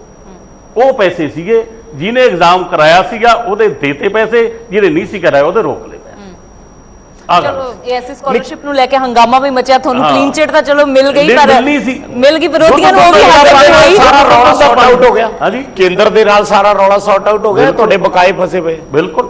ਉਹ ਕੇਂਦਰ ਦਾ ਤਾਂ ਉਹਨੇ ਦਾ ਹਿਸਾਬ ਲੈਣਾ। ਯੂਸੀ ਭੇਜਤੇ ਇੱਥੇ, ਤੁਸੀਂ ਭੇਜਤੇ ਆ ਸਾਰੇ ਜਿਹੜੇ ਕੇਂਦਰ ਕਹਿੰਦਾ ਕਿ ਸਾਨੂੰ ਦੇ ਨਹੀਂ ਰਹੀ ਪੰਜਾਬ ਸਰਕਾਰ ਹੀ ਭੇਜਤੇ ਆ ਯੂਟਿਲਾਈਜੇਸ਼ਨ। ਚਲੋ ਅਰੁਣਾ ਚੌਧਰੀ ਜੀ, ਅੱਛਾ ਇੱਕ ਹੋਰ ਗੱਲ ਦੱਸਾਂ ਮੈਂ। ਸਭ ਤੋਂ ਵੱਡੀ ਮਾਰਕੇ ਦੀ ਗੱਲ ਹੈ ਕਿ ਜਿਹੜੀ ਸਕਾਲਰਸ਼ਿਪ ਦੀ ਸਕੀਮ ਹੈ, ਡਾਕਟਰ ਮਨਮੋਹਨ ਸਿੰਘ ਉਹਨਾਂ ਨੇ ਕਾਂਗਰਸ ਪਾਰਟੀ ਦੀ ਸਰਕਾਰ ਸਮੇਂ ਆਈ ਸੀ ਔਰ 2017 ਚ ਆ ਕੇ ਮੋਦੀ ਸਾਹਿਬ ਨੇ ਪਤਾ ਨਹੀਂ ਕੀ ਵੈਰ ਹੈ ਇਹਨਾਂ ਦਾ ਐਸੀ ਬੱਚਿਆਂ ਨਾਲ, ਐਸੀ ਲੋਕਾਂ ਨਾਲ 2017 ਚ ਬੰਦ ਕੀਤੀ ਹੋਈ। 17, 18, 19, 20 ਕਾਲਜਾਂ ਨੇ ਐਡਮਿਸ਼ਨ ਦੇਣੀ ਬੰਦ ਕਰਤੀ ਕਿਉਂਕਿ ਸਾਨੂੰ ਪੈਸੇ ਨਹੀਂ ਮਿਲਦੇ। ਔਰ ਅਸੀਂ ਮਿਹਨਤ ਤਰਲਾ ਕਰਕੇ, ਮੈਂ ਧੰਨਵਾਦੀ ਹਾਂ ਉਹਨਾਂ ਯੂਨੀਵਰਸਿਟੀ ਵਾਲਿਆਂ ਦਾ, ਕਾਲਜ ਵਾਲਿਆਂ ਦਾ, ਜਿਨ੍ਹਾਂ ਨੇ ਸਾਡੀ ਮਿਹਨਤ ਕਰਕੇ ਸਾਡੇ ਐਸੀ ਬੱਚਿਆਂ ਨੂੰ ਦਾਖਲਾ ਦਿੰਦੇ ਰਹੇ। ਅਸੀਂ ਉਹਨੂੰ ਦਿਲਾਸਾ ਦਿੰਦੇ ਰਹੇ ਵੀ ਦਵਾਵਾਂਗੇ ਪੈਸੇ। ਪਰ ਜਦੋਂ ਕਿਸੇ ਪੱਤਣ ਗੱਲ ਨਹੀਂ ਲੱਗੀ, ਕੈਬਨਿਟ ਨੇ ਫੈਸਲਾ ਕੀਤਾ, ਕੈਪਟਨ ਸਾਹਿਬ ਨੇ ਦਲੇਰੀ ਕੀਤੀ ਵੀ ਪੂਰੇ ਹਿੰਦੁਸਤਾਨ 'ਚ ਸਕੀਮ ਬੰਦ ਹੈ। ਪੰਜਾਬ ਦਾ ਚੀਫ ਮਿਨਿਸਟਰ, ਪੰਜਾਬ ਦੀ ਕਾਂਗਰਸ ਦੀ ਸਰਕਾਰ ਐਸੀ ਬੱਚਿਆਂ ਨੂੰ ਰੁਲਣ ਨਹੀਂ ਦੇਗੀ। ਡਾਕਟਰ ਭੀਮ ਰਾਓ ਅੰਬੇਦਕਰ ਸਾਹਿਬ ਦੇ ਨਾਂ ਤੇ ਆਪਣੀ ਸਕੀਮ ਦੱਸ ਚਾਲੂ ਕਰ ਦਿੱਤੀ 2020-21। ਔਰ ਤੁਸੀਂ ਇੱਕ ਜਿਵੇਂ ਕੋਈ ਤਾਨਾ ਸੁਣ ਕੇ ਜਾਂ ਮਿਹਣਾ ਸੁਣ ਕੇ ਸਮਝ ਲਓ ਤੇ ਮੋਦੀ ਸਾਹਿਬ ਨੂੰ ਇੰਜ ਲੱਗਿਆ ਕਰੰਟ ਵੀ ਸਾਰੇ ਹਿੰਦੁਸਤਾਨ 'ਚ ਬੰਦੀ। ਕੈਪਟਨ ਸਾਹਿਬ ਤਾਂ ਲੈ ਗਏ, ਬਾਜੀ ਮਾਰ ਗਏ, ਇਹਨਾਂ ਨੇ ਆਪਣੀ ਸਕੀਮ ਚਾਲੂ ਕਰ ਦਿੱਤੀ। ਸਾਡੀ ਨਕਲ ਕਰਕੇ ਉਹਨਾਂ ਨੇ ਕਰ ਦਿੱਤਾ ਚਾਲੂ ਜੀ, ਕਹਿੰਦੇ ਚਾਲੂ ਕਰਤੀ। ਪਹਿਲਾਂ ਅਸੀਂ 5% ਦਿੰਦੇ ਸੀ ਹਿੱਸਾ ਸਟੇਟ ਸ਼ੇਅਰ, ਹੁਣ ਹੈਗਾ 40 ਪੈਸੇ ਅਸੀਂ ਦਵਾਂਗੇ, ਭਾਵੇਂ ਅਸੀਂ ਪੂਰਾ ਵੀ ਦਿੰਦੇ। ਮੋਦੀ ਸਾਹਿਬ ਕਰਕੇ ਆਪਣੇ ਬੱਚੇ ਥੋੜੀ ਛੱਡਣੇ ਸੀ ਕੈਪਟਨ ਸਾਹਿਬ ਨੇ। ਸੋ ਸਾਡੀ ਵੱਡੀ ਜਿੱਤ ਆ ਕਿ ਅਸੀਂ ਆਪਣੀ ਸਟੇਟ ਦੀ ਸਕੀਮ ਚਲਾ ਕੇ ਉਹਨਾਂ ਨੂੰ ਦੁਬਾਰਾ ਵਧਾਵਾਂਗੇ। ਅਸੀਂ ਚਲਾਇਆ। ਉਹ ਅਸੀਂ ਪਹਿਲਾਂ ਵੀ ਇਹ ਗੱਲ ਕਰ ਰਹੇ ਸੀ ਕਿ ਪੰਜਾਬ ਦੇ ਨਾਲ ਖਾਸ ਤੌਰ ਤੇ ਬੜੇ ਇਸ਼ੂਜ਼ ਤੇ ਸਟੇਟ ਵਰਸਸ ਸੈਂਟਰ ਹੁੰਦਾ ਹੈ। ਕਾਲਜਾਂ ਦੀ ਯੂਨੀਵਰਸਿਟੀ ਵਾਲਿਆਂ ਨੂੰ ਪਤਾ ਕਰੋ, ਅਸੀਂ ਆਪਣਾ ਹਿੱਸਾ ਇਸ ਸਾਲ ਦਾ ਨਾਲ ਦੀ ਨਾਲ ਹੀ ਇਹਦੇ 'ਚ ਮਾਰਚ ਤੋਂ ਪਹਿਲਾਂ ਹੀ ਲੋਕਾਂ ਦੇ ਖਾਤੇ, ਬੱਚਿਆਂ ਦੇ ਖਾਤਿਆਂ 'ਚ ਪਾਤਾ 40%। ਚਲੋ ਸਾਧੂ ਸਿੰਘ ਧਰਮਸੋਤ ਜੀ ਕਹਿੰਦੇ ਨੇ ਕਿ ਐਸੀ ਸਕਾਲਰਸ਼ਿਪ ਦਾ ਜੋ ਹੈ ਪੂਰੀ ਤਰ੍ਹਾਂ ਕਲੀਅਰ ਹੋ ਚੁੱਕਾ ਹੈ ਮੁੱਦਾ। ਤਾਂ ਸਟੇਟ ਵਰਸਸ ਸੈਂਟਰ ਦਾ ਤਾਂ ਕਈ ਮੁੱਦਿਆਂ ਤੇ ਅਸੀਂ ਪਹਿਲਾਂ ਵੀ ਗੱਲ ਕਰ ਰਹੇ ਸੀ, ਚਾਹੇ ਕਿਸਾਨੀ ਦੀ ਗੱਲ ਹੋ ਜਾਵੇ, ਉਹ ਸਟੇਟ ਵਰਸਸ ਸੈਂਟਰ ਕਈ ਮੁੱਦਿਆਂ ਤੇ ਤਾਂ ਰਹਿੰਦਾ ਹੀ ਹੈ। ਅਰੁਣਾ ਚੌਧਰੀ ਜੀ ਆਂਗਣਵਾੜੀ ਹੈ ਤੁਹਾਡੇ ਕੋਲ, ਮੈਨੂੰ ਲੱਗਦਾ ਕਿ ਸ਼ਾਇਦ ਕੋਈ ਦਿਨ ਹੁੰਦਾ ਹੋਵੇਗਾ ਜਦੋਂ ਅਖਬਾਰ ਖੋਲੋ ਤੇ ਆਂਗਣਵਾੜੀ ਦਾ ਕੋਈ ਨਾ ਕੋਈ ਧਰਨਾ ਜੋ ਨਜ਼ਰ ਨਾ ਆਵੇ। ਤੁਹਾਡੀ ਵੀ ਸਰਕਾਰ ਜਦੋਂ ਦੀ ਆਈ ਹੈ ਤੁਸੀਂ ਵੀ ਦੇਖਿਆ ਕਿ ਹਰ ਰੋਜ਼ ਧਰਨੇ, ਆਂਗਣਵਾੜੀ ਵਰਕਰ ਆਪਣੀਆਂ ਮੰਗਾਂ ਨੂੰ ਲੈ ਕੇ, ਗਰਮੀ ਹੋਵੇ ਸਰਦੀ ਹੋਵੇ, ਹਰ ਰੋਜ਼ ਸੜਕਾਂ ਤੇ ਕਦੋਂ ਖਤਮ ਹੋਣਗੇ? ਆਖਿਰਕਾਰ ਪੱਕੇ ਕਰਨ ਤੋਂ ਇਲਾਵਾ ਕਿਹੜੇ ਮੁੱਦੇ ਨੇ, ਕਿਹੜੇ ਇਸ਼ੂਜ਼ ਨੇ ਜਿਹੜੇ ਕਰਕੇ ਰੋਜ਼ ਹੀ ਕੋਈ ਨਾ ਕੋਈ ਧਰਨਾ? ਸਾਨੂੰ ਫੋਨ ਵੀ ਬਹੁਤ ਆਏ ਅੱਜ ਦੇਖੋ ਲਾਈਵ ਇਸ ਸ਼ੋਅ ਦੇ ਵਿੱਚ ਮੈਡਮ ਆਉਣਗੇ, ਤੁਸੀਂ ਸਵਾਲ ਜ਼ਰੂਰ ਪੁੱਛਿਓ, ਸੋ ਬਹੁਤ ਦੇਖ ਰਹੇ ਨੇ ਤੁਹਾਨੂੰ ਸਾਰੇ। ਦੇਖੋ ਇਸ ਤਰ੍ਹਾਂ ਹੈ ਕਿ ਆਂਗਨਵਾੜੀ ਵਰਕਰਸ ਜਿਹੜੇ ਨੇ ਉਹ ਇੱਕ ਬਹੁਤ ਵੱਡਾ ਸਾਡਾ ਹਿੱਸਾ ਹੈ, ਜਿਹੜਾ ਕਿ ਗਰਾਊਂਡ ਲੈਵਲ ਤੇ ਪਿੰਡਾਂ 'ਚ ਜਾ ਕੇ ਸਾਡਾ ਜਿਹੜਾ ਸੋਰਸ ਹੈ ਡਾਟਾ ਇਕੱਠਾ ਕਰਨਾ, ਕੋਈ ਵੀ ਕੰਮ ਹੋਵੇ, ਜਿਵੇਂ ਕੋਵਿਡ ਦੇ ਦੌਰਾਨ ਉਹਨਾਂ ਨੇ ਫਰੰਟ ਲਾਈਨ ਵਰਕਰ ਹੋ ਕੇ ਉਹਨਾਂ ਨੇ ਅੱਗੇ ਘਰਾਂ ਦੇ ਵਿੱਚ ਡਰਾਈ ਰਾਸ਼ਨਿੰਗ, ਇਮਿਊਨਾਈਜੇਸ਼ਨ, ਜਿਵੇਂ ਜੋ ਕਿ ਉਹਨਾਂ ਦੇ ਕੰਮ ਨੇ ਉਹ ਕਰਵਾਇਆ। ਸਾਡੇ 155 ਬਲਾਕਸ ਨੇ ਔਰ ਉਹਦੇ ਵਿੱਚ 27,314 ਆਂਗਨਵਾੜੀ ਸੈਂਟਰਸ ਨੇ ਔਰ ਨੈਚੁਰਲੀ ਇਹਦੀ ਗਿਣਤੀ ਜਿਹੜੀ ਉੱਥੇ ਵਰਕਰਸ ਔਰ ਹੈਲਪਰਸ ਨੇ ਉਹ ਹੈ 49,100, ਬਹੁਤ ਵੱਡੀ ਤਾਦਾਦ ਦੇ ਵਿੱਚ ਨੇ। ਸੋ ਯੂਨੀਅਨਸ, ਉਹਨਾਂ ਦੀ ਯੂਨੀਅਨ ਬਣੀ ਹੋਈ ਹੈ ਔਰ ਟਾਈਮ ਟੂ ਟਾਈਮ ਉਹ ਸਾਡੇ ਨਾਲ ਗੱਲਬਾਤ ਕਰਦੇ ਨੇ। ਉਹਨਾਂ ਦੀ ਡਿਮਾਂਡਸ ਜਿਵੇਂ 19-20 ਡਿਮਾਂਡਸ ਉਹ ਲੈ ਕੇ ਆਉਂਦੇ ਨੇ। ਇਸ ਤਰ੍ਹਾਂ ਹੈ ਕਿ ਜੋ ਤਾਂ ਉਹਨਾਂ ਦੀ ਡਿਮਾਂਡਸ ਜੈਨੂਅਨ ਸੀਗੀਆਂ, ਜੋ ਡਿਪਾਰਟਮੈਂਟ ਦੇ ਨਾਲ ਸੰਬੰਧਿਤ ਹੈ, ਜਿਵੇਂ ਕਿ ਉਹਨਾਂ ਦੀ ਕਾਫੀ ਦੇਰ ਦੀ ਪ੍ਰਮੋਸ਼ਨਸ ਨਹੀਂ ਸੀ ਹੋਈਆਂ, ਉਹ ਰੁਕੀਆਂ ਹੋਈਆਂ ਸੀ, ਉਹ ਅਸੀਂ ਕਰ ਦਿੱਤੀਆਂ, ਹਰ ਕੇਡਰ ਵਿੱਚ ਕਰ ਦਿੱਤੀਆਂ ਨੇ। ਔਰ ਇਸ ਤੋਂ ਇਲਾਵਾ ਉਹਨਾਂ ਦੀਆਂ ਨਵੀਆਂ ਭਰਤੀ ਵਾਸਤੇ ਕੁਝ ਨੋਰਮਸ ਉਹ ਚੇਂਜ ਕਰਵਾਉਣਾ ਚਾਹੁੰਦੇ ਸੀ ਕਿ ਤੁਸੀਂ ਵਿਦ ਦਾ ਟਾਈਮ, ਕਿਉਂਕਿ ਪੁਰਾਣੀਆਂ ਬਣੀਆਂ ਹੋਈਆਂ ਉਹ ਵੀ ਅਸੀਂ ਕਰਕੇ ਖਤਮ ਕਰ ਦਿੱਤਾ। ਔਰ ਅਸੀਂ ਇਹ ਵੀ ਆਰਡਰ ਕਰ ਦਿੱਤੇ ਨੇ ਕਿ ਜਿੱਥੇ ਜਿੱਥੇ ਵੈਕੈਂਸੀ ਹੈ ਇਹਨਾਂ ਨਵੀਂ ਗਾਈਡਲਾਈਨਸ ਦੇ ਮੁਤਾਬਿਕ ਉਸ ਜਗ੍ਹਾ ਦੇ ਵਿੱਚ ਭਰਤੀ ਕੀਤੀ ਜਾਵੇ। ਤੀਸਰਾ ਉਹਨਾਂ ਦਾ ਸੀਗਾ ਕਿ ਹਾਂ, ਇੱਕ ਫਾਈਨਾਂਸਿਸ ਦਾ ਜ਼ਰੂਰ ਹੈ ਕਿ ਇਹ ਅਸੀਂ ਪ੍ਰਪੋਜ਼ਲ ਬਣਾ ਕੇ ਅਸੀਂ ਸਰਕਾਰ ਦੇ ਵਿਚਾਰ ਅਧੀਨ ਹੈ ਔਰ ਮੈਂ ਤਾਂ ਐਕਸਪੈਕਟ ਕਰਦੀ ਸੀ ਸ਼ਾਇਦ ਬਜਟ ਦੇ ਵਿੱਚ ਹੀ ਹੋ ਜਾਏ, ਲੇਕਿਨ ਨਹੀਂ ਹੋ ਪਾਇਆ, ਲੇਕਿਨ ਹੋਏਗਾ ਜ਼ਰੂਰ। ਇਹ ਅਸੀਂ ਕਮਿਟਡ ਹੈ ਤੇ ਇਹ ਇਸ ਕਰਕੇ ਆਂਗਨਵਾੜੀ ਵਰਕਰਸ ਨੂੰ ਘਬਰਾਉਣ ਦੀ ਲੋੜ ਨਹੀਂ ਹੈ। ਹਾਂ, ਇਹ ਜ਼ਰੂਰ ਹੈ ਕਿ ਇਹ ਧਰਨਾ ਕਰਨਾ ਜਾਂ ਇਹ ਉਹਨਾਂ ਦਾ ਹੱਕ ਹੈ, ਕਿਉਂਕਿ ਜੋ ਵੀ ਕਿਸੇ ਦੀ ਗੱਲ ਪੂਰੀ ਨਹੀਂ ਹੁੰਦੀ ਉਹ ਜਾ ਕੇ ਧਰਨੇ ਕਰਦੇ ਨੇ। ਅਧਿਆਪਕਾਂ ਦੇ ਹੁੰਦੇ ਆ, ਆਂਗਨਵਾੜੀ ਵਰਕਰਾਂ ਦੇ ਹੁੰਦੇ ਆ, ਉਹ ਕਿਤੇ ਨਾ ਕਿਤੇ ਸਰਕਾਰ ਦੀ ਕਾਰਜ ਪ੍ਰਣਾਲੀ ਤੇ ਕੁਐਸਚਨ ਮਾਰਕ ਤੇ ਖੜਾ ਕਰ ਦਿੰਦੇ ਆ ਕਿ ਤੁਸੀਂ ਪ੍ਰੋਟੈਸਟ ਹੀ ਨਹੀਂ ਖਤਮ ਕਰ ਪਾ ਰਹੇ। ਦੇਖੋ ਇਸ ਤਰ੍ਹਾਂ ਵਿਜੇ ਜੀ ਕਿ ਹਰ ਗੱਲ ਜਿਹੜੀ ਹੈ, ਖਾਸ ਤੌਰ ਤੇ ਜਿਹੜੀ ਫਾਈਨਾਂਸ ਦੇ ਨਾਲ ਸੰਬੰਧਿਤ ਹੈ, ਉਹ ਇੱਕਦਮ ਨਹੀਂ ਪੂਰੀ ਹੋ ਜਾਂਦੀ। ਜਿਵੇਂ ਆਪਾਂ ਆਪਣੇ ਘਰ ਦਾ ਵੀ ਬਜਟ ਬਣਾਈਦਾ ਹੈ ਕਿ ਹੁਣ ਇਹ ਇਸ ਵਾਰੀ ਕਰ ਦਈਏ, ਇਸ ਨੂੰ ਅਗਲੀ ਵਾਰੀ ਕਰ ਦਾਂਗੇ, ਇਸੇ ਤਰ੍ਹਾਂ ਸਰਕਾਰਾਂ ਵੀ ਬਜਟ ਬਣਾਉਂਦੀਆਂ ਨੇ। ਸੋ ਜੇ ਗੁੰਜਾਇਸ਼ ਹੋਵੇ ਤਾਂ ਅਸੀਂ ਕਰਦੇ ਨਹੀਂ ਸੀ, ਲੇਕਿਨ ਹੁਣ ਮੈਨੂੰ ਲੱਗਦਾ ਕਿ ਜ਼ਰੂਰ ਫਾਈਨਾਂਸ ਦੇ ਵਿੱਚ ਕੁਝ ਪ੍ਰੋਬਲਮ ਹੋਏਗੀ ਜੋ ਕਿ ਆਉਣ ਵਾਲੇ ਸਮੇਂ ਦੇ ਵਿੱਚ ਇਹ ਜ਼ਰੂਰ ਹੱਲ ਹੋ ਜਾਏਗੀ, ਇੰਨਾ ਮੈਨੂੰ ਉਮੀਦ ਹੈ। ਔਰ ਇੱਕ ਸਵਾਲ ਮੇਰਾ ਇਹਦੇ ਨਾਲ ਹੀ ਹੋਰ ਜੁੜਿਆ ਹੈ, ਤੁਹਾਡੇ ਕੋਲੇ ਜਿਹੜਾ ਬਾਲ ਵਿਕਾਸ ਵੀ ਹੈਗਾ, ਮੈਂ ਛੋਟੇ ਬੱਚਿਆਂ ਦਾ ਜਿਹੜਾ ਤੁਸੀਂ ਕਈ ਸਕੀਮਾਂ ਸੀ, ਜਿਵੇਂ ਵੀ ਅਸੀਂ ਉਹਨਾਂ ਨੂੰ ਖੀਰ, ਪੂੜੀਆਂ, ਛੋਲੇ, ਦੁੱਧ ਇਹ ਸਾਰਾ ਦੇਵਾਂਗੇ, ਉਹਨੂੰ ਬੜੀ ਚਰਚਾ ਹੁੰਦੀ ਹੈ ਕਿ ਉਹ ਤੁਸੀਂ ਉਹਨੂੰ ਕੋਈ ਕੁਝ ਕਰ ਪਾਏ ਹੋ ਜਾਂ ਹਜੇ ਤੱਕ ਉਹ ਹਲੇ ਉਹ ਕਾਗਜ਼ਾਂ 'ਚ ਹੀ ਹੈ? ਇਸ ਤਰ੍ਹਾਂ ਸੀ ਕਿ ਅਸੀਂ ਮੈਨੂ ਬਣਾਇਆ ਸੀ ਕਿ ਥੋੜਾ ਚੇਂਜ ਕਰੀਏ, ਬੱਚੇ ਨਾ ਯੂਜ਼ ਟੂ ਹੋ ਚੁੱਕੇ ਨੇ ਉਹੀ ਕਰਨਾ। ਅਸੀਂ ਇਵਨ ਮਾਰਕਫੈਟ ਸਾਨੂੰ ਸਪਲਾਈ ਕਰਦਾ ਹੈ ਰਾਸ਼ਨਿੰਗ ਜਿਹੜੀ ਹੈ, ਅਸੀਂ ਉਹਦੇ ਕੋਲੋਂ ਲੈਂਦੇ ਹਾਂ। ਅਸੀਂ ਫੋਰਟੀਫਾਈਡ ਖਿਚੜੀ ਅਸੀਂ ਉਹ ਵੀ ਸੈਂਪਲ ਉਹਨਾਂ ਦਾ ਕੋਲੋਂ ਬਣਵਾ ਕੇ ਅਸੀਂ ਪਾਸ ਕਰ ਦਿੱਤਾ ਸੀ, ਬਟ ਅਨਫੋਰਚੂਨੇਟਲੀ ਕੋਵਿਡ ਦਾ ਟਾਈਮ ਆ ਗਿਆ, ਸੋ ਬੱਚਿਆਂ ਦੇ ਸਕੂਲ ਆਂਗਨਵਾੜੀ ਸੈਂਟਰਸ ਵੀ ਬੰਦ ਕਰਨੇ ਪਏ, ਜਿੱਥੇ ਸਕੂਲ ਵਗੈਰਾ ਕਾਲਜ ਸਾਰੇ ਬੰਦ ਸੀ, ਔਰ ਫਿਰ ਵੀ ਜੋ ਡਰਾਈ ਰਾਸ਼ਨਿੰਗ ਸੀ ਉਹ ਅਸੀਂ ਘਰਾਂ ਤੱਕ ਪਹੁੰਚਾਈ। ਸੋ ਇਸ ਕਰਕੇ ਜਿਹੜਾ ਨਵਾਂ ਮੈਨੂ ਸੀ ਉਹ ਵਰਕੇਬਲ ਨਹੀਂ ਹੋ ਪਾਇਆ ਇਸ ਵਜ੍ਹਾ ਨਾਲ। ਸੋ ਆਉਣ ਵਾਲੇ ਸਮੇਂ 'ਚ ਇਹ ਵੀ ਸਾਡੇ ਧਿਆਨ 'ਚ ਹੈਗਾ, ਇਹਦੇ 'ਚ ਕਰਾਂਗੇ ਜ਼ਰੂਰ ਕੁਝ ਨਾ ਜੀ ਕਰਦੇ ਜੀ। ਚਲੋ ਕਹਿੰਦੇ ਨੇ ਕਰਾਂਗੇ। ਸਾਧੂ ਸਿੰਘ ਧਰਮਸੋਤ ਜੀ ਤੁਹਾਡੇ ਤੋਂ ਆਉਂਦੇ ਆ, ਤੁਹਾਡਾ ਮਹਿਕਮਾ ਹੈ ਫੋਰੈਸਟ, ਹੈ ਨਾ, ਜਿਵੇਂ ਕਹਿੰਦੇ ਨੇ ਕਿ ਸਾਡਾ ਵਿਰਸਾ ਸੱਭਿਆਚਾਰ ਸੰਭਾਲ ਕੇ ਰੱਖਣ ਦੀ ਸਾਡੀ ਜ਼ਿੰਮੇਵਾਰੀ ਹੈ, ਸਾਡੇ ਜੰਗਲ ਵੀ ਉਹ ਹੀ ਅਸੀਂ ਸਾਂਭ ਕੇ ਰੱਖਣੇ ਨੇ, ਬੜੇ ਘੱਟ ਹੁੰਦੇ ਜਾ ਰਹੇ ਨੇ। ਪਰ ਤੁਸੀਂ ਵੀ ਦੇਖਿਆ ਕਿ ਪਿਛਲੇ ਸਮੇਂ ਦੇ ਦੌਰਾਨ ਜੰਗਲਾਂ ਤੇ ਕਬਜ਼ੇ ਹੋਣ ਲੱਗ ਗਏ ਨੇ ਜਿਸ ਤਰੀਕੇ ਦੇ ਨਾਲ ਉਸ ਨੂੰ ਲੈ ਕੇ ਹਾਂ ਉਸ ਨੂੰ ਲੈ ਕੇ ਮੈਂ ਕਹਿ ਰਹੀ ਕਿ ਉਸ ਨੂੰ ਲੈ ਕੇ ਕੀ ਲੱਗਦਾ ਹੈ ਪੁੱਛਣਾ ਚਾਹ ਰਹੇ ਨੇ ਉਸ ਨੂੰ ਲੈ ਕੇ ਕੀ ਲੱਗਦਾ ਹੈ ਕਿ 4 ਸਾਲਾਂ ਦੇ ਵਿੱਚ ਖਾਸ ਤੌਰ ਤੇ ਮੱਤੇਵਾੜਾ ਦੇ ਜੰਗਲਾਂ ਦੀ ਗੱਲ ਕਰਾਂਗੇ ਉਹਨੂੰ ਲੈ ਕੇ ਇੱਕ ਵਾਰ ਪਿਕਚਰ ਜ਼ਰੂਰ ਕਲੀਅਰ ਕਰ ਦਿਓ ਕਿਉਂਕਿ ਕਹਿ ਰਹੇ ਸੀ ਕਿ ਗਮਾਡਾ ਨੇ ਉਸ ਨੂੰ ਐਕਵਾਇਰ ਕਰਨਾ ਹੈ ਉਸ ਤੋਂ ਬਾਅਦ ਗਵਰਨਮੈਂਟ ਨੇ ਕੀ ਕੀਤਾ ਨਹੀਂ ਉਹ ਜਿਹੜੀ ਜਗ੍ਹਾ ਨਾ ਮੈਂ ਹੁਣੇ ਪਤਾ ਕੀਤਾ ਹੈ ਫੋਰੈਸਟ ਡਿਪਾਰਟਮੈਂਟ ਜ਼ਮੀਨ ਵੇਚਦਾ ਹੀ ਨਹੀਂ ਵੇਚਣ ਦਾ ਨਹੀਂ ਹੈ ਖਰੀਦ ਸਕਦਾ ਹੈ ਵੇਚਦਾ ਨਹੀਂ ਫੋਰੈਸਟ ਅਸਤਾ ਕਬਜ਼ੇ ਛਡਾਉਣੇ ਆ ਉਹ ਮੈਂ ਕਲੀਅਰ ਕੀਤਾ ਉਹ ਤਾਂ ਲੋਕਾਂ ਦੀ ਦੂਜੀ ਜ਼ਮੀਨ ਆ ਉਹ ਲੈ ਨੇ ਸਾਡੀ ਫੋਰੈਸਟ ਦੀ ਜ਼ਮੀਨ ਨਹੀਂ ਹੈ ਤੇ ਉੱਥੇ ਹੁਣ ਸਥਿਤੀ ਫਿਲਹਾਲ ਕੀ ਹੈ ਕਿਉਂਕਿ ਬੜੇ ਪ੍ਰੋਟੈਸਟ ਵੀ ਹੋਏ ਉੱਥੇ ਵੱਖ-ਵੱਖ ਮੰਤਰੀਆਂ ਨੇ ਵੀ ਜਾ ਕੇ ਦੌਰਾ ਕੀਤਾ ਲੋਕ ਉੱਥੇ ਆ ਗਏ ਸੀ ਕਿ ਸਾਨੂੰ ਮੇਰੇ ਮਹਿਕਮੇ ਨਾਲੇ ਲੱਗਦਾ ਹੀ ਨਹੀਂ ਸਵਾਲ ਮੈਂ ਜਵਾਬ ਕੀ ਦੇਣਾ ਠੀਕ ਹੈ ਨਾ ਮੇਰੇ ਮਹਿਕਮੇ ਤਾਂ ਹੈ ਨਹੀਂ ਮੈਂ ਤੁਹਾਨੂੰ ਸਰਕਾਰ ਦਾ ਹਿੱਸਾ ਦੇ ਹੋ ਸਰਕਾਰ ਦਾ ਹਾਂ ਪੁੱਛ ਲਓ ਸਰਕਾਰ ਦੇ ਵੀ ਹੱਥ ਦੇ ਪੁੱਛ ਉੱਥੇ ਜਿਹੜਾ ਰੌਲਾ ਪੈਂਦਾ ਸੀ ਵੀ ਇੱਥੇ ਇਹ ਧੱਕੇ ਨਾਲ ਜਿਹੜੀਆਂ ਵੱਡੀਆਂ ਕੰਪਨੀਆਂ ਨੂੰ ਜ਼ਮੀਨ ਦਿੱਤੀ ਜਾ ਰਹੀ ਹੈ ਸਾਨੂੰ ਬੇਕਾਰ ਕੀਤਾ ਜਾ ਰਿਹਾ ਹੈ ਇਸ ਚੀਜ਼ ਨੂੰ ਔਰ ਉਹਦੇ ਚ ਜੰਗਲਾਤ ਮਹਿਕਮੇ ਦਾ ਜ਼ਿਕਰ ਹੁੰਦਾ ਸੀ ਇਸ ਕਰਕੇ ਅੰਮ੍ਰਿਤ ਨੇ ਸਵਾਲ ਕੀਤਾ ਚਲੋ ਤੁਸੀਂ ਉਹ ਚੀਜ਼ ਸਪਸ਼ਟ ਕਰਤਾ ਪਰ ਮੈਂ ਜ਼ਿੰਮੇਵਾਰੀ ਨਾਲ ਕਹਿੰਦਾ ਕੈਪਟਨ ਅਮਰਿੰਦਰ ਸਿੰਘ ਦੀ ਸਰਕਾਰ ਦੇ ਵਿੱਚ ਕਿਸੇ ਨਾਲ ਧੱਕਾ ਨਹੀਂ ਹੋਏਗਾ ਸਭ ਨੂੰ ਸੈਟੀਸਫਾਈ ਕੀਤਾ ਜਾਏਗਾ ਤੁਸੀਂ ਪੋਲੀਟੀਕਲ ਸਟੇਟਮੈਂਟ ਦੇ ਦਿੰਦੇ ਹੋ ਜਦੋਂ ਕਿ ਉਹਦੇ ਪਿੱਛੇ ਟੈਕਨੀਕਲ ਚੀਜ਼ਾਂ ਕਈ ਵਾਰੀ ਸਮਝਣ ਦੀ ਜ਼ਰੂਰਤ ਹੈ ਨਹੀਂ ਟੈਕਨੀਕਲ ਨੂੰ ਕਿਹਨੇ ਚਲਾਉਣਾ ਸਰਕਾਰ ਨੇ ਚਲਾਉਣਾ ਗਵਰਨਮੈਂਟ ਕੀ ਹੈ ਜਿਹੜੀ ਮਿੰਟ ਤੇ ਗੌਰ ਕਰਕੇ ਸਾਡੀ ਮਿੰਟ ਤੇ ਕੈਪਟਨ ਸਾਹਿਬ ਦੀ ਗੌਰ ਹੈ ਹਰ ਗੱਲ ਤੁਹਾਡੇ ਕਈ ਵਿਧਾਇਕ ਔਰ ਕਈ ਕਹਿੰਦੇ ਆ ਕਿ ਕੈਪਟਨ ਸਾਹਿਬ ਸਾਨੂੰ ਮਿਲਦੇ ਨਹੀਂ ਗੌਰ ਘੱਟ ਕਰਦੇ ਆ ਸਾਡੀ ਗੱਲ ਤੇ ਪਰ ਤੁਸੀਂ ਸਰਵੇ ਕਰਾ ਕੇ ਦੇਖੋ ਹੁਣੇ ਪੰਜਾਬ 'ਚ ਚੋਣਾਂ ਹੋਈਆਂ ਮਿਊਨਿਸਪਲ ਕੌਂਸਲ ਦੀਆਂ ਆ ਦੂਜੀਆਂ ਵੱਡੇ ਸ਼ਹਿਰਾਂ ਦੀਆਂ ਨਗਰ ਨਿਗਮ ਦੀਆਂ ਤੇ ਕਿੰਨੇ ਪੈਸੇ 66% ਵੋਟ ਕਾਂਗਰਸ ਪਾਰਟੀ ਨੂੰ ਕੈਪਟਨ ਅਮਰਿੰਦਰ ਸਿੰਘ ਦੀ ਅਗਵਾਈ ਚ ਪਈ ਹੈ। ਇਸ ਤਰ੍ਹਾਂ ਕਹਿੰਦੀਆਂ ਚੋਣਾਂ ਹੋਈਆਂ ਨਹੀਂ ਲੁੱਟੀਆਂ ਇਹਨਾਂ ਨਾ ਤੁਸੀਂ ਸਰਵੇ ਕਰਾ ਲਓ ਮੇਰੇ ਆਪਣੇ ਹਲਕੇ ਚ ਮੇਰੀ ਗੱਲ ਸੁਣੋ ਮੇਰੇ ਹਲਕੇ ਚ 90 ਚ ਚੋਣ ਹੋਈ ਹੈ ਜਾ ਕੇ ਪਤਾ ਕਰੋ ਜਿਹੜੇ 6 ਅਕਾਲੀ ਦਲ ਦੇ 5 ਜਿੱਤੇ ਨੇ ਜੇ ਉਹ ਵੀ ਨਾ ਕਹਿਣ ਵੀ ਇਹ ਜੀ ਇਲੈਕਸ਼ਨ ਕਦੇ ਇਮਾਨਦਾਰੀ ਨਾਲ ਹੋਈ ਤਾਂ ਮੈਂ ਅਸਤੀਫਾ ਦੇ ਵੱਡੀ ਸਟੇਟਮੈਂਟ ਚਲੋ ਮੈਂ ਈਵਨ ਕੀ ਬੂਥਾਂ ਤੇ ਵੀ ਗੇੜਾ ਨਹੀਂ ਮਾਰਿਆ 5 ਚਲੀ ਗਈਆਂ ਫਿਰ ਕੀ ਹੋ ਗਿਆ 23 ਚੋਂ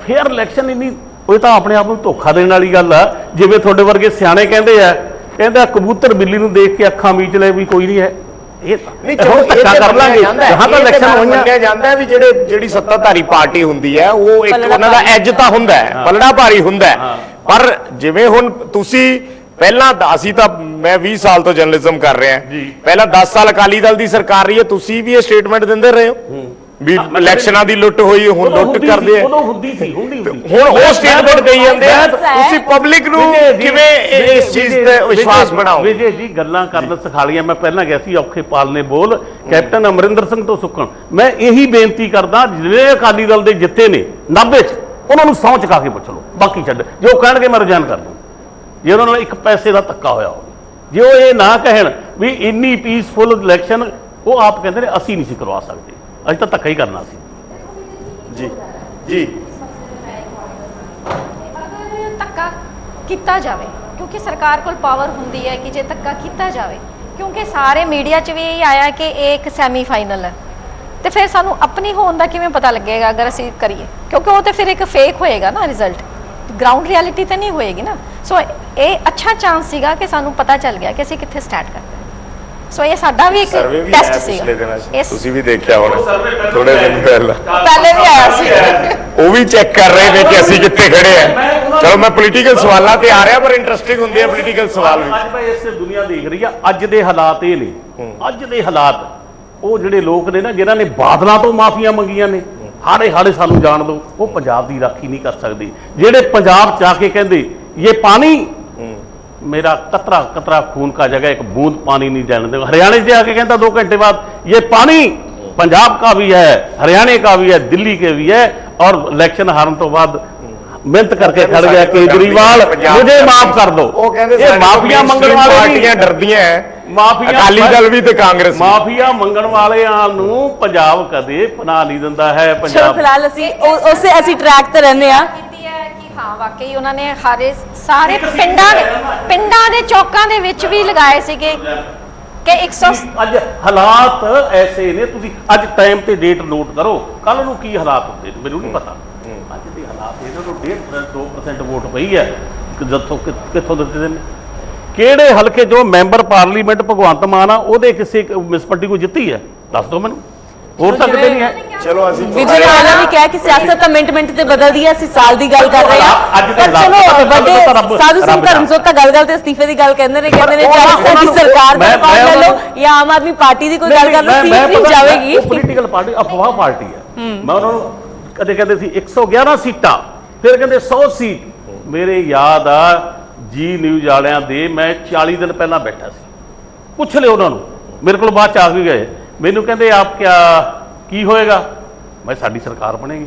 ਕਹਿੰਦੇ ਆਪ ਦੀ। ਮੈਂ ਕਿਹਾ ਮੇਰੀ ਹੈ। ਕਹਿੰਦੇ ਮੈਂ ਕਿਹਾ ਨਹੀਂ, ਤੁਹਾਨੂੰ ਭੁਲੇਖਾ ਹੈ, ਸਾਡੀ ਬਹਿਸ ਹੋਈ। ਕਹਿੰਦੇ ਆਪ ਦੀ ਸਰਕਾਰ ਬਣੇਗੀ। ਮੈਂ ਨੋਟ ਕਰੋ ਫਿਰ, ਮੈਂ ਇੱਕ ਹੁਣ ਗੱਲ ਪੁੱਛ ਲਿਓ। ਇੱਕ ਮਿੰਟ ਵਿੱਚ ਨਾ ਬੋਲ। ਮੈਂ ਕਿਹਾ ਨੋਟ ਕਰੋ, ਇਹ ਪੁੱਛਣ ਵਾਲੀਆਂ ਗੱਲਾਂ ਨੇ। ਮੈਂ ਕਿਹਾ ਨੋਟ ਕਰੋ, ਮੈਂ ਜ਼ਮੀਨ ਦਾ ਕੀੜਾ। ਚਲੋ ਉਹਦੇ ਹੋ ਗਿਆ, ਜਿਵੇਂ ਤੁਸੀਂ ਤੁਹਾਡੀ ਗੱਲ ਮੰਨ ਲਈ। ਜਿਵੇਂ ਤੁਸੀਂ ਕਹਿੰਦੇ ਹੋ ਫਿਰ ਸਾਨੂੰ ਹੋਣਗੇ 60 ਤੋਂ 65 ਸੀਟਾਂ। ਤੁਹਾਡੀ ਗੱਲ ਕਹਿੰਦੇ ਜੇ ਜੈਸੇ ਆਪ कहते हो मैं फिर ਸਾਨੂੰ ਹੋਣਗੇ ਇਸ ਵੇਲੇ, ਕਿਉਂਕਿ ਚਲੋ ਪੀਪਲ ਵਿਲ ਡਿਸਾਈਡ। ਬਾਅਦ ਚੀਜ਼ਾਂ ਸਾਹਮਣੇ ਆ ਜਾਂਦੀ, ਪੀਪਲ ਵਿਲ ਡਿਸਾਈਡ ਕਿ ਕਿਹਦੇ ਹੱਕ ਵਿੱਚ ਫਤਵਾ ਜਾਣਾ ਹੈ। ਉਹ ਤਾਂ ਨਹੀਂ, ਇਸ ਟਾਈਮ ਤਾਂ ਚਲੋ ਦਾਵਾ ਜਿੱਦਾਂ ਤੁਸੀਂ ਕਰ ਰਹੇ ਹੋ ਇਦਾਂ ਹੀ ਅਕਾਲੀ ਦਲ ਨੇ ਵੀ ਦਾਵਾ ਕਰਨਾ ਤੇ ਆਮ ਆਦਮੀ ਪਾਰਟੀ ਤੇ ਕਹਿ ਰਹੀ ਅਸੀਂ ਸੀਐਮ ਫੇਸ ਦੇ ਨਾਲ ਉਤਰਨਾ ਤੇ ਅਸੀਂ ਪਤਾ ਹੀ ਨਹੀਂ ਕਿੰਨੀਆਂ ਲੈ ਜਾਣੀਆਂ ਨੇ। ਤੁਸੀਂ 80 ਤੋਂ ਵੱਧ ਲਈਆਂ ਸੀ, ਕਹਿੰਦੇ ਅਸੀਂ ਪਤਾ ਨਹੀਂ 90 ਤੋਂ ਵੱਧ ਹੀ ਨਹੀਂ ਲੈ ਜਾਣੀਆਂ। ਤਾਂ ਇਹ ਤਾਂ ਟਾਈਮ ਵਿਲ ਡਿਸਾਈਡ ਕਿ ਕੀ ਹੋਣਾ ਹੈ। ਪਰ ਅਸੀਂ ਫਿਲਹਾਲ ਤਾਂ ਚਲੋ 4 ਸਾਲ ਦੇ ਲੇਖੇ ਜੋਖੇ ਦੀ ਗੱਲ ਕਰ ਰਹੇ ਹਾਂ। ਅਰੁਣਾ ਜੀ ਤੁਸੀਂ ਕੁਝ ਕਹਿ ਅੱਜ ਵਣਾ ਤੇ ਆਏ। ਅੱਛਾ ਠੀਕ ਹੈ, ਅਸੀਂ ਆਵਾਂਗੇ ਤੁਹਾਡੇ ਪੇਪਰਸ ਤੇ ਵੀ, ਤੁਹਾਨੂੰ ਮੌਕਾ ਦੇਵਾਂਗੇ। ਅਰੁਣਾ ਜੀ ਤੁਸੀਂ ਵੀ ਕੁਝ ਕਹਿ ਰਹੇ ਸੀ, ਉਹ ਆਪਣੀ ਗੱਲ ਵੀ ਕਰਿਓ। ਪਰ ਮੈਂ ਉਸ ਦੇ ਨਾਲ ਹੀ, ਚਲੋ ਤੁਸੀਂ ਪਹਿਲਾਂ ਕੰਪਲੀਟ ਕਰੋ ਫਿਰ ਅਸੀਂ ਮੈਂ ਸਿਰਫ ਇਹਨਾਂ ਦੀ ਗੱਲ ਦਾ ਮੈਂ ਦੱਸ ਰਹੀ ਸੀ ਕਿ ਜਿਵੇਂ ਇਹਨਾਂ ਨੇ ਆਪਣੀ ਗੱਲ ਕੀਤੀ ਹੈ, ਉਸੇ ਤਰ੍ਹਾਂ ਹੀ ਮੇਰੇ ਜਿਹੜੇ ਪਿੰਡ ਨੇ, ਮੇਰਾ ਜ਼ਿਆਦਾ ਰੂਰਲ ਏਰੀਆ, ਮੈਂ ਆਪਣੀ ਸੀਟ ਦੀ ਗੱਲ ਕਰ ਰਹੀ ਹਾਂ, ਤੇ ਉੱਥੇ ਹਰ ਪਿੰਡ ਦੇ ਚੌਕ ਦੇ ਵਿੱਚ ਸੀਗਾ ਕਿ 117 ਜਾਂ 100 ਸੀਟਾਂ ਆ ਰਹੀਆਂ ਨੇ। ਬਟ ਅਲਟੀਮੇਟਲੀ ਕੀ ਹੋਇਆ ਕਿ ਮੈਂ ਖੁਦ 32,000 ਤੋਂ ਜਿੱਤੀ ਹਾਂ, which was the I think fifth highest in Punjab. ਸੋ ਇਹ ਗੱਲਾਂ ਤੇ ਚਲੋ ਹੁਣ ਵੀ ਚੱਲੀਆਂ ਨੇ, ਬਣਦੇ ਨੇ, ਇਹ ਚੀਜ਼ਾਂ ਚੱਲਦੀਆਂ ਨੇ ਕਿ ਜੇ ਜਦੋਂ ਤੁਸੀਂ ਬਹੁਤ ਵੱਡੇ ਦਾਅਵੇ ਕਰ ਜਾਂਦੇ ਹੋ, ਅਲਟੀਮੇਟਲੀ ਗੱਲ ਤੇ ਦੇਣੀ ਪੈਂਦੀ ਹੈ ਨਾ। ਕਿ ਅੱਜ ਆਪਾਂ 4 ਸਾਲ ਬਾਅਦ ਪਬਲਿਕ ਦੇਖ ਰਹੀ ਹੈ, ਸੁਣ ਰਹੀ ਹੈ, ਤਾਂ ਹਿਸਾਬ ਕਿਤਾਬ ਦੇਣਾ ਪੈਂਦਾ। ਅਸੀਂ ਤੇ ਇੱਕ ਜ਼ਰੀਆ ਹੈ, ਅਸੀਂ ਤੇ ਸਵਾਲ ਪੁੱਛਣਾ ਹੈ। ਜੇ ਨਹੀਂ ਕੀਤਾ ਤਾਂ ਲੋਕ ਪੁੱਛਣਗੇ ਕਿਉਂ ਨਹੀਂ। ਅਰੁਣਾ ਜੀ ਚਲੋ ਤੁਹਾਡੇ ਕੋਲ ਟਰਾਂਸਪੋਰਟ ਮਹਿਕਮਾ ਵੀ ਰਿਹਾ ਹੈ, ਤਾਂ ਹੁਣ ਬਜਟ ਦੇ ਵਿੱਚ ਇਸ ਵਾਰ ਸਭ ਤੋਂ ਫਰਸਟ ਥਿੰਗ ਸੀ ਜਿਹੜੀ ਹਾਈਲਾਈਟ ਹੋਈ ਕਿ ਫੀਮੇਲ ਨੂੰ ਤੁਸੀਂ ਟਰਾਂਸਫਰ ਕਹਿ ਦਿੱਤਾ ਕਿ ਠੀਕ ਹੈ ਟਰਾਂਸਪੋਰਟੇਸ਼ਨ ਫ੍ਰੀ ਕਰ ਦਿੱਤੀ ਫੀਮੇਲਸ ਲਈ ਨਾ। ਉਹ ਵੀ ਚਲੋ ਵਿਰੋਧੀਆਂ ਨੇ ਕਿਹਾ ਕਿ is it only election stunt ਕਿ ਲਾਸਟ ਈਅਰ ਦੇ ਵਿੱਚ ਤੁਹਾਨੂੰ ਯਾਦ ਆ ਗਿਆ ਕਿ ਜਿਸ ਤਰੀਕੇ ਦੇ ਨਾਲ ਗਰਲਸ ਤੋਂ ਲੈ ਕੇ ਵਿਮਨਸ ਨੂੰ ਅਸੀਂ ਫ੍ਰੀ ਕਰਤਾ। ਪੁਆਇੰਟ ਇਹ ਹੈ ਕਿ ਤੁਹਾਡੇ ਰੋਡਵੇਜ਼ ਦੇ ਮੁਲਾਜ਼ਮ, ਹਾਂ ਮੈਂ ਉਹੀ ਤੁਹਾਨੂੰ ਗੱਲ, ਸਰਕਾਰੀ ਬੱਸਾਂ ਦੀ ਤੁਸੀਂ ਗੱਲ ਕਰਦੇ ਹੋ, ਰੋਡਵੇਜ਼ ਦੇ ਮੁਲਾਜ਼ਮ ਹੜਤਾਲ ਤੇ ਹੁੰਦੇ ਨੇ, ਕਹਿੰਦੇ ਨੇ ਸਾਨੂੰ ਤਨਖਾਹ ਟਾਈਮ ਤੇ ਨਹੀਂ ਮਿਲਦੀ। ਉਹ ਇੱਕ ਪਾਸੇ ਹੜਤਾਲ ਕਰਦੇ ਨੇ। ਲੱਗਦਾ ਕਿ ਇਸ ਟਾਈਮ ਤੇ ਇਦਾਂ ਦਾ ਡਿਸੀਜਨ ਜੋ ਲਿਆ ਕੇ ਆਏ, ਪਿੱਛੇ ਕਾਜ਼ ਕੀ ਲੱਗਦਾ ਹੈ? ਮੇਰਾ ਅਮਰਾ ਜੀ, ਮੈਂ ਪਹਿਲੇ ਸਭ ਤੋਂ ਪਹਿਲੇ ਕਲੀਅਰ ਕਰਾਂ ਕਿ ਮੇਰੇ ਕੋਲ ਹੁਣ ਟਰਾਂਸਪੋਰਟ ਨਹੀਂ ਹਾਂ, ਮੈਂ ਇਸ ਲਈ ਕਿਹਾ ਕਿ ਤੁਹਾਡੇ ਕੋਲ ਸੀ, ਤੁਸੀਂ ਵੀ ਸਾਧੂ ਸਿੰਘ ਜੀ ਵਾਂਗੂ ਨਾ ਕਹਿ ਦਿਓ ਕਿ ਮੇਰੇ ਕੋਲ ਇਹ ਮਹਿਕਮਾ ਨਹੀਂ ਹੈ ਤਾਂ I can't comment on this. ਨਹੀਂ ਹੈ, ਹਾਂ, ਪਰ ਕਿਉਂਕਿ ਮੇਰੇ ਕੋਲ ਸੀ, ਇਸ ਕਰਕੇ ਮੈਂ ਕਹਿ ਰਹੀ ਹਾਂ ਕਿ ਇਹ 1 ਅਪ੍ਰੈਲ ਤੋਂ ਲਾਗੂ ਹੋਏਗਾ। You are a part of government as well as ਤੁਸੀਂ ਇੱਕ ਵਿਮਨ ਹੋ। ਨਹੀਂ, ਉਹ ਤੇ ਮੈਂ ਉਹੀ ਦੱਸ ਰਹੀ ਹਾਂ ਕਿ ਇਹ ਜਿਹੜਾ ਫੈਸਲਾ, ਜਿਹੜਾ ਸਰਕਾਰੀ ਬੱਸਾਂ 'ਚ ਸਫ਼ਰ ਹੈ ਮਹਿਲਾਵਾਂ ਵਾਸਤੇ, ਇਹ ਬਿਲਕੁਲ ਫ੍ਰੀ ਜਿਹੜਾ ਹੈ ਹੋ ਰਿਹਾ 1 ਅਪ੍ਰੈਲ ਤੋਂ ਲਾਗੂ ਹੋ ਜਾਏਗਾ। ਸੋ ਇਸ ਕਰਕੇ ਇਸ ਦਾ ਤੁਹਾਡਾ ਸੈਕੰਡ ਸਵਾਲ ਕੀ ਸੀ? ਬੇਸਿਕਲੀ ਇਹਨਾਂ ਦਾ ਕਹਿਣ ਦਾ ਮਤਲਬ ਇਹ ਸੀ ਕਿ ਜਿਵੇਂ ਤੁਹਾਡਾ ਮਹਿਕਮਾ ਹੈ, ਵਿਮਨਸ ਦੀ ਵੈਲਫੇਅਰ ਨੂੰ ਲੈ ਕੇ ਕਦਮ ਚੁੱਕੇ ਜਾਂਦੇ, ਜਿਹੜੇ ਇਹੋ ਜਿਹੇ ਫੈਸਲੇ ਉਹ ਵੀ ਰਿਲੇਟ ਤਾਂ ਉਸੇ ਚੀਜ਼ ਨਾਲ ਜਾ ਕੇ ਹੁੰਦੇ ਆ ਨਾ। ਵੀ ਜਦੋਂ ਸਰਕਾਰ ਦਾ ਜਿਹੜਾ ਇੱਕ ਸਿਸਟਮ ਹੈ ਟਰਾਂਸਪੋਰਟ ਦਾ, ਸਵਾਲ ਇਹਦੇ ਤੇ ਵੀ ਬੜੇ ਉੱਠਦੇ ਰਹੇ ਆ ਕਿਉਂਕਿ ਟਰਾਂਸਪੋਰਟ ਮਹਿਕਮੇ ਦੇ ਵਿੱਚ ਕੀ ਕੁਝ ਹੁੰਦਾ ਰਿਹਾ ਜਾਂ ਚੱਲਦਾ ਰਿਹਾ ਜਾਂ ਹੁਣ ਕੀ ਚੱਲਦਾ, ਮਾਫੀਆ ਤੱਕ ਕਿਹਾ ਜਾਂਦਾ ਹੈ। ਉਸ ਚੀਜ਼ ਨੇ ਤੁਸੀਂ ਕਹਿੰਦੇ ਰਹੇ ਹੋ ਇੰਨੇ ਸਾਲ ਕਿ ਉਸ ਚੀਜ਼ ਨੇ ਪੰਜਾਬ ਦੇ ਮਹਿਕਮੇ ਨੂੰ ਖਰਾਬ ਕਰਤਾ। ਜਿਹੜਾ ਟਰਾਂਸਪੋਰਟ ਮਹਿਕਮਾ ਸੀ ਉਹਨੂੰ ਘਾਟੇ 'ਚ ਲਿਆਂਦਾ। ਅੱਜ ਜਿਹੜੀਆਂ ਇਹੋ ਜਿਹੀਆਂ ਸਕੀਮਾਂ ਉਹ ਫਿਰ ਕਿੰਨਾ ਮਤਲਬ ਉਹ ਚੀਜ਼ ਨੂੰ ਆਪਾਂ ਬਚਾ ਨਹੀਂ ਪਾਏ ਔਰ ਫਿਰ ਇਹ ਸਕੀਮਾਂ ਉਸ ਤੇ ਹੋਰ ਜ਼ਿਆਦਾ ਪ੍ਰਭਾਵ ਨਹੀਂ ਪਾਉਂਦੀਆਂ। ਕੀ ਮਤਲਬ? ਇੱਕ ਗੱਲ ਮੈਂ ਜ਼ਰੂਰ ਕਵਾਂਗੀ ਕਿ ਅਸੀਂ ਕਿਸੇ ਦਾ ਬਿਜ਼ਨਸ ਤੇ ਬੰਦ ਨਹੀਂ ਕਰ ਸਕਦੇ, ਲੀਗਲੀ ਨਹੀਂ ਬੰਦ ਕਰ ਸਕਦੇ। ਅਸੀਂ ਇਹ ਕਰ ਸਕਦੇ ਹਾਂ ਕਿ ਅਸੀਂ ਆਪਣਾ ਜਿਹੜਾ ਟਰਾਂਸਪੋਰਟ ਸਿਸਟਮ ਹੈ ਉਹਨੂੰ ਮਜ਼ਬੂਤ ਕਰੀਏ। ਔਰ ਜਿੰਨੀ ਦੇਰ ਮੇਰੇ ਕੋਲ ਰਿਹਾ ਆ, ਅਸੀਂ 300 ਨਵੀਆਂ ਬੱਸਾਂ ਪਾਈਆਂ। ਅਸੀਂ ਜੇ ਉਹਨਾਂ ਦੇ ਪੈਰਲਲ ਅਸੀਂ ਪਾਵਾਂਗੇ ਜਾਂ ਉਹਨਾਂ ਤੋਂ ਜ਼ਿਆਦਾ ਪਾਵਾਂਗੇ ਤਾਂ ਹੀ ਉਹਨਾਂ ਨੂੰ ਕਿਸੇ ਹੱਦ ਤੱਕ ਕੰਟਰੋਲ ਕਰ ਸਕਦੇ। ਤੁਹਾਨੂੰ ਉਹ ਮਹਿਕਮਾ ਠੀਕ ਸੀ ਜਾਂ ਇਹ ਜ਼ਿਆਦਾ ਠੀਕ ਹੈ? ਸਾਰੇ ਠੀਕ ਹੈ, ਜੋ ਜ਼ਿੰਮੇਵਾਰੀ ਮਿਲ ਜਾਏ ਠੀਕ ਹੈ। ਪਿਛਲੇ ਦਿਨ ਮਨਪ੍ਰੀਤ ਬਾਦਲ ਹੋਰਾਂ ਨੇ ਕਿਹਾ ਕਿ ਮੈਂ ਫਾਈਨਾਂਸ ਅਗਲੀ ਵਾਰੀ ਨਹੀਂ ਲੈਂਦਾ, ਮੈਨੂੰ ਮਾਫ ਕਰੋ। ਤੁਸੀਂ ਉਹਦਾ ਕੀ ਸੰਦਰਭ ਸੀ? ਜੇ ਮੈਂ ਤੁਹਾਨੂੰ ਪੁੱਛਾਂ ਸਰ, ਜੰਗਲਾਤ ਠੀਕ ਹੈ, ਐਸਸੀ ਵਾਲਾ ਮਹਿਕਮਾ ਠੀਕ ਹੈ, ਹੋਰ ਨਹੀਂ ਹੁੰਦਾ ਇਹ ਤਾਂ ਜਦੋਂ chief ਰੱਬ ਨੇ minister- ਸਰਕਾਰ ਦਿੱਤੀ ਹੈ ਨਾ, ਕੋਈ ਵੀ ਮੈਂ ਕਹਾਂ ਡਿਊਟੀ ਇਜ਼ ਡਿਊਟੀ, ਕੋਈ ਵੀ ਹੈ, ਫਿਰ ਕੀ ਹੋ ਗਿਆ? ਜੇ ਟਰੈਕਟਰ ਮਿਲਿਆ ਟਰੈਕਟਰ ਚਲਾ ਲਓ, ਸਾਈਕਲ ਮਿਲਿਆ ਸਾਈਕਲ ਚਲਾ ਲਓ, ਸਫਰ ਕਰਨਾ ਨਾ। ਪਰ ਮਹਿਕਮਾ ਨੂੰ ਲੈ ਕੇ ਬੜੀ ਤੁਹਾਡੀ ਸਰਕਾਰ ਦੇ ਵਿੱਚ ਖਿੱਚੋਤਾਣ ਹੋ ਜਾਂਦੀ ਹੈ ਨਾ, ਮਹਿਕਮਾ ਨੂੰ ਲੈ ਕੇ ਨਾਰਾਜ਼ਗੀ ਬੜੀ ਲੰਬੀ ਚੱਲਦੀ ਹੈ। ਤੁਸੀਂ ਸੈਟੀਸਫਾਈਡ ਹੋ ਆਪਣੇ ਮਹਿਕਮੇ ਤੋਂ? ਬਿਲਕੁਲ ਸੈਟੀਸਫਾਈ ਆ, ਭਾਵੇਂ ਇੱਕ ਵੀ ਨਾ ਹੋਵੇ। ਕੈਬਨਿਟ ਮਿਨਿਸਟਰ ਦਾ ਰੁਤਬਾ ਹੀ ਹੁੰਦਾ ਹੈ, ਕੰਮ ਕਿਸੇ ਕੋਲ ਛੋਟਾ ਕਿਸੇ ਕੋਲ ਵੱਡਾ। ਦੇਖੋ ਕੈਪਟਨ ਅਮਰਿੰਦਰ ਜਾਂ ਚੀਫ ਮਿਨਿਸਟਰ ਕੋਈ ਹੈ, ਉਹ ਚੀਫ ਹੁੰਦਾ ਹੈ, ਬਾਕੀ ਅਸੀਂ ਸਾਰੇ ਹੈਲਪਰ ਆ। ਉਹਨੇ ਕਿੰਨੀ ਕਿਸੇ ਤੋਂ ਹੈਲਪ ਲੈਣੀ ਹੈ? ਚੀਫ ਮਿਨਿਸਟਰ ਹੈ, ਉਹਨੇ ਸਰਕਾਰ ਚਲਾਉਣੀ ਹੈ, ਉਹਨੇ ਕਿਸ ਤੋਂ ਕੀ ਕੰਮ ਲੈਣਾ, ਇਹ ਉਹਦੀ ਜ਼ਿੰਮੇਵਾਰੀ ਬਣਦੀ ਹੈ। ਸਾਨੂੰ ਕਿੰਤੂ ਪਰੰਤੂ ਕਿਸੇ ਨੂੰ ਨਹੀਂ ਕਰਨਾ। ਸਾਧੂ ਸਿੰਘ ਜੀ, ਇੱਕ ਬੜਾ ਹੋਰ ਜਨਰਲ ਜਿਹਾ ਸਵਾਲ ਸੀ ਤੁਹਾਡੇ ਦੋਵਾਂ ਤੋਂ, ਕਿਉਂਕਿ ਇਸ ਤੋਂ ਪਹਿਲਾਂ ਜਿੰਨੇ ਵੀ ਤੁਹਾਡੇ ਸਾਥੀ ਆਏ ਨੇ, ਇੱਕ ਸਵਾਲ ਪੁੱਛਿਆ ਗਿਆ ਸੀ, ਉਹਨਾਂ ਨੇ ਕਿਹਾ ਸੀਗਾ ਕਿ ਅੱਧਿਆਂ ਦੀ ਰਾਏ ਸੀ ਕਿ ਨਹੀਂ, ਕਿ ਡਿਪਟੀ ਸੀਐਮ ਨੂੰ ਲੈ ਕੇ, ਅੱਧੇ ਕਹਿੰਦੇ ਸੀ ਕਿ ਸਾਨੂੰ ਨਹੀਂ ਲੱਗਦਾ ਕਿ ਡਿਪਟੀ ਸੀਐਮ ਦੀ ਪੋਸਟ ਵੀ ਹੋਣੀ ਚਾਹੀਦੀ ਹੈ, ਤਾਂ ਅੱਧੇ ਕਹਿੰਦੇ ਸੀ ਕਿ ਠੀਕ ਹੈ ਜੇ ਹੈ ਤਾਂ ਇਜ਼ ਇਟ ਫਾਈਨ। ਤੁਹਾਨੂੰ ਕੀ ਲੱਗਦਾ ਹੈ ਡਿਪਟੀ ਸੀਐਮ? ਇਹ ਜਦੋਂ ਹਾਈ ਕਮਾਂਡ ਚਾਹੇ ਚੀਫ ਮਿਨਿਸਟਰ ਰਲ ਕੇ ਜੋ ਮਰਜ਼ੀ ਕਰਨ, ਜੇ ਹੈਗੀ ਆ ਤਾਂ ਵੀ ਠੀਕ ਹੈ, ਜੇ ਨਹੀਂ ਹੈਗੀ ਤਾਂ ਵੀ ਠੀਕ ਹੈ। ਚਲੋ ਸਾਡੇ ਕੋਲ ਬਹੁਤ ਜ਼ਿਆਦਾ ਸਮਾਂ ਨਹੀਂ ਮਿਲਦਾ, ਤੁਸੀਂ ਤਿਆਰੀ ਬੜੀ ਕਰਕੇ ਆਏ ਹੋ, ਹੁਣ ਦੱਸੋ ਤੁਸੀਂ। ਬਾਹਲੀ ਤਿਆਰੀ ਮੇਰੇ ਜ਼ਬਾਨੀ ਵੀ ਯਾਦ ਆ। ਤੁਸੀਂ ਦੱਸੋ ਕੀ ਕਹਿਣਾ ਚਾਹੁੰਦੇ ਹੋ, ਜਿਹੜੇ ਪੁਆਇੰਟ ਤੁਸੀਂ ਹਾਈਲਾਈਟ ਕੀਤੇ। ਆંકੜਿਆਂ ਦੇ ਵਿੱਚ ਕਿਸੇ ਨੂੰ ਕੋਈ ਇੰਟਰਸਟ ਨਹੀਂ ਹੁੰਦਾ। ਮੋਟੀ ਜਨ ਜੀ ਦੇਖੋ ਗੱਲ ਇਹ ਹੈ, ਦੇਸ਼ ਦੀ ਵੰਡ ਤੋਂ ਬਾਅਦ, ਦੇਸ਼ ਦੀ ਹਿੰਦੁਸਤਾਨ ਦੀ ਵੰਡ ਤੋਂ ਬਾਅਦ, ਆਜ਼ਾਦੀ ਤੋਂ ਬਾਅਦ ਸਾਡੇ ਮੁਲਕ ਕੋਲ ਖਾਣ ਵਾਸਤੇ ਦਾਣੇ ਹੈ ਨਹੀਂ ਸੀ, ਅਨਾਜ ਹੈ ਨਹੀਂ ਸੀ, ਬਾਹਰਲੇ ਸੂਬਿਆਂ ਤੋਂ ਮੰਗਦੇ ਸੀ। ਔਰ ਉੱਥੇ ਹੋਇਆ ਕੀ, ਫਿਰ ਕਿਸਾਨ ਨੂੰ ਤਕੜਾ ਕੀਤਾ ਸਰਕਾਰ ਨੇ। ਜੈ ਜਵਾਨ ਜੈ ਕਿਸਾਨ, ਦੋ ਚੀਜ਼ਾਂ ਦੀ ਲੋੜ ਹੁੰਦੀ ਹੈ। ਦੇਸ਼ ਵਾਸਤੇ ਫੌਜ ਜ਼ਰੂਰੀ ਹੈ, ਖਾਣ ਵਾਸਤੇ ਅੰਨ ਵੀ ਜ਼ਰੂਰੀ ਹੈ। ਕਿਸਾਨ ਜੈ ਜਵਾਨ ਜੈ ਕਿਸਾਨ ਦਾ ਨਾਰਾ ਦਿੱਤਾ, ਔਰ ਬਦਕਿਸਮਤੀ ਦੇ ਨਾਲ ਉਦੋਂ ਪੰਜਾਬ 'ਚ ਹੀ ਸਭ ਤੋਂ ਮੋਹਰੀ ਸੂਬਾ ਬਣਿਆ ਖੇਤੀ ਕਰਨ ਵਾਸਤੇ। ਸਾਡੇ ਜੰਗਲ ਕੱਟੇ ਗਏ, ਜੰਗਲ ਕੱਟ ਕੇ ਜਗ੍ਹਾ ਪੱਧਰੀਆਂ ਕੀਤੀਆਂ, ਟਰੈਕਟਰ ਆ ਗਏ, ਮੋਟਰਾਂ ਆ ਗਈਆਂ, ਪਾਣੀ ਆ ਗਿਆ, ਉਹਦੇ 'ਚ ਸਾਨੂੰ ਮਾਰ ਪਈ। ਜੰਗਲਾਤ ਕੱਟਿਆ, ਫੋਰੈਸਟ ਦਾ ਕਿਤੇ ਪੰਜਾਬ 'ਚ ਮੋਹਰੀ ਸੂਬਾ ਹੁੰਦਾ ਸੀ ਜੰਗਲਾਤ 'ਚ। ਪਰ ਉਦੋਂ ਸਮੇਂ ਦੀ ਜ਼ਰੂਰਤ ਸੀ ਕਿ ਦੇਸ਼ ਨੂੰ ਅਨਾਜ ਦਿੱਤਾ, ਔਰ ਥੋੜੇ ਸਮੇਂ 'ਚ ਕਿਸਾਨ ਨੇ ਬੜਾ ਕੰਮ ਕੀਤਾ। ਔਰ ਜੰਗਲਾਤ ਘਟਦਾ ਸਾਰੇ ਕਹਿੰਦੇ ਯਾਰ ਜੰਗਲ ਤਾਂ ਰਹੀ ਨਹੀਂ, ਜੰਗਲ ਤਾਂ ਰਹੀ ਨਹੀਂ। ਪਰ ਰਹੇਗਾ ਕਿਵੇਂ? ਅਸੀਂ ਆ ਕੇ ਜਦੋਂ ਮੇਰੇ ਕੋਲ ਮਹਿਕਮਾ ਮਿਲਿਆ, ਕੈਪਟਨ ਸਾਹਿਬ ਨੇ ਦਿੱਤਾ, ਮੈਂ 2017 ਚ ਨਵੰਬਰ 'ਚ ਜਾ ਕੇ ਅਕਤੂਬਰ 'ਚ ਮੁੱਖ ਮੰਤਰੀ ਜੀ ਨਾਲ ਮੀਟਿੰਗ ਕੀਤੀ। ਮੈਂ ਕਿਹਾ ਜੀ ਮੇਰੀ ਬੇਨਤੀ ਹੈ, ਲੁਧਿਆਣੇ ਸ਼ਹਿਰ ਤੋਂ ਮੈਂ 400 ਏਕੜ ਤੋਂ ਸ਼ੁਰੂ ਕੀਤਾ ਕੰਮ, ਬਈ ਉੱਥੇ ਧੱਕੇ ਨਾਲ ਬੰਦਿਆਂ ਨੇ ਪੋਲੀਟੀਕਲ ਬੈਕ ਤੇ ਹੋਰ ਤੇ ਕਿਸੇ ਨੇ 100 ਕਿੱਲਾ, ਕਿਸੇ ਨੇ 50 ਕਿੱਲਾ, ਕਿਸੇ ਨੇ 10 ਕਿੱਲੇ, ਕਿਸੇ ਨੇ 20 ਕਿੱਲੇ ਦੱਬੇ ਹੋਏ ਨੇ। ਫੋਰੈਸਟ ਦੀ ਜ਼ਮੀਨ ਆ, ਜੰਗਲਾਤ ਦੀ, ਔਰ ਕਰੋੜਾਂ ਰੁਪਏ ਦਾ ਕਿੱਲਾ ਉੱਥੇ। ਔਰ ਧੰਨਵਾਦੀ ਆ ਸੀਐਮ ਸਾਹਿਬ ਦਾ, ਉਹਨਾਂ ਨੇ ਥਾਪੀ ਦਿੱਤੀ, ਕਹਿੰਦੇ ਦੱਬ। ਮੈਂ ਕਿਹਾ ਜੀ ਇਹ ਪੋਲੀਟੀਕਲ ਲੋਕ ਆਉਣਗੇ, ਪਿਛਲੇ 10 ਸਾਲ ਜਿਹੜੇ ਸਰਕਾਰ ਰਹੇ ਨੇ ਬੰਦਿਆਂ ਨੇ ਐਂ ਦੱਬਿਆ ਕਿ ਚੱਕ ਦੋ ਕੰਮ। ਅਸੀਂ ਇੱਕੋ ਦਿਨ 'ਚ 400 ਏਕੜ ਜ਼ਮੀਨ ਦਾ ਕਬਜ਼ਾ ਲੈ ਕੇ ਉੱਥੇ ਬੂਟੇ ਲਗਾਏ। ਅੱਜ ਵੀ ਜਾ ਕੇ ਦੇਖ ਲਓ ਤੁਸੀਂ, ਜਿੰਨੇ ਵੀ ਡਿਵੈਲਪਮੈਂਟ ਦੇ ਕੰਮ ਹੋ ਰਹੇ ਹੈ, ਸੜਕਾਂ ਬਣ ਰਹੀਆਂ, ਬਹੁਤ ਵੱਡੇ ਪੱਧਰ ਤੇ। ਮੇਰੀ ਗੱਲ ਤਾਂ ਸੁਣ ਹੈ ਨਾ, ਉਹਨੂੰ ਕੰਪਨਸੇਟ ਕਿੱਦਾਂ? ਮੇਰਾ ਮਤਲਬ ਫਾਈਨਲ ਸਵਾਲ ਹੈ ਵੀ ਤੁਸੀਂ ਉਹਨੂੰ ਕੰਪਨਸੇਟ ਕਿੱਦਾਂ? ਲੋਕਾਂ ਦੀ ਐਕਸਪੈਕਟੇਸ਼ਨ ਇਹ ਹੈ, ਤੁਹਾਡੇ ਮਹਿਕਮੇ ਬਾਰੇ ਲੋਕ ਬਹੁਤ ਡੀਪਲੀ ਨਹੀਂ ਜਾਣਦੇ ਹੁੰਦੇ। ਦੋ ਹੀ ਚੀਜ਼ਾਂ, ਜਾਂ ਤਾਂ ਕਬਜ਼ੇ ਕਰ ਲਏ ਕਿਸੇ ਨੇ ਜ਼ਮੀਨ ਤੇ, ਜਾਂ ਵ੍ਰਿਕਸ਼ ਕੱਟੇ ਗਏ, ਦਰਖਤ ਕੱਟੇ ਗਏ। ਇਹਨੂੰ ਕਿਵੇਂ? ਹੁਣ ਆ ਬਠਿੰਡਾ ਰੋਡ ਬਣੀ ਹੈ, ਚੰਡੀਗੜ੍ਹ, ਕਿੰਨਾ ਸਾਰਾ ਖਾਲੀ ਆਸੇ ਪਾਸੇ, ਉਹਨੂੰ ਕੰਪਨਸੇਟ ਕਿੰਨਾ, ਕਿਸ ਲੈਵਲ ਤੱਕ ਕਰਦੇ ਜਾਂਦੇ ਨਾ? ਹੁਣ ਦੇਖਿਓ, ਹੁਣ ਰੁੱਖ ਫੁੱਟਿਆ ਐ ਖੜੇ ਨੇ, ਤੁਸੀਂ ਅਗਲੇ ਸਾਲ ਤੱਕ ਪੂਰੇ ਜਵਾਨ ਹੋ ਜਾਣੇ ਨੇ। ਚਾਰ ਨਿੰਮ, ਕਿਤੇ ਨਿੰਮ ਹੀ ਲੱਗੀ ਆ, ਕਿਤੇ ਡੇਕ ਹੀ ਲੱਗੀ ਆ, ਕਿਤੇ ਟਾਹਲੀ ਲੱਗੀ ਆ, ਸਾਰੇ ਕਿਤੇ ਮੈਂ ਗੇੜਾ ਮਾਰਦਾ ਰਹਿਣਾ ਜੀ। ਵੈਸੇ ਵੀ ਹੁਣ ਨਵਾਂ ਕਾਨੂੰਨ ਆ, ਅਸੀਂ ਜਿਹੜੇ ਰੋਡ ਬਣਾਉਂਦੇ ਨੇ ਕੰਪਨੀਆਂ ਨੇ, ਉਹ ਬੂਟੇ ਲਗਾ ਕੇ ਦੇਣਗੇ, ਅਸੀਂ ਸਾਂਭਦੇ ਆ। ਔਰ ਮੈਂ ਤੁਹਾਨੂੰ ਦੱਸਦਾ ਕਿ ਅਸੀਂ 18,946 ਏਕੜ ਜ਼ਮੀਨ ਫੋਰੈਸਟ ਦੀ ਛਡਾ ਕੇ ਬੂਟੇ ਲਗਾਏ ਨੇ। ਔਰ ਹਿੰਦੁਸਤਾਨ ਦੀ ਪਹਿਲੀ ਸਟੇਟ ਆ। ਮੈਂ ਉੱਥੇ ਸੈਂਟਰ 'ਚ ਵੀ ਮੀਟਿੰਗ ਸੀ, ਜਦੋਂ ਮਿਨਿਸਟਰ ਬੈਠਾ ਸੀ, ਉਹ ਕਹਿੰਦੇ ਐਸੇ ਕਬਜੇਟ ਸੀ। ਹਾਂ, ਕਬਜੇਟ ਸੀ ਲੋਕਾਂ ਦੇ, ਪ੍ਰਾਈਵੇਟ ਲੋਕਾਂ। ਹਾਂ, ਮਿਨਿਸਟਰ ਨੇ ਕਹੀ ਯਾਰ ਐਸਾ कैसे चला लो। पॉलिटिशियन भी होंगे कि हाँ, कहते कैसे पार्टी दे भी सी, सारे आंदे सी। देखो चलो एक ईमानदार स्टेटमेंट पे है, उन्होंने मन्निया, एक ईमानदार स्टेटमेंट पे है ना, मनना चाहिए ਜਿਹੜੀ ਗੱਲ। ਜਿਹਦੇ ਅਸੀਂ ਕੋਈ ਨਹੀਂ ਦੇਖਿਆ, ਸੀਐਮ ਨੇ ਕਿਸੇ ਨੇ ਕਿਹਾ, ਕਿਸੇ ਨੂੰ ਨਹੀਂ ਬਖਸ਼ਣਾ, ਜਿਹਦੇ ਥੱਲੇ ਜ਼ਮੀਨ ਆ ਜੰਗਲਾਤ ਦੀ ਛਡਾਓ।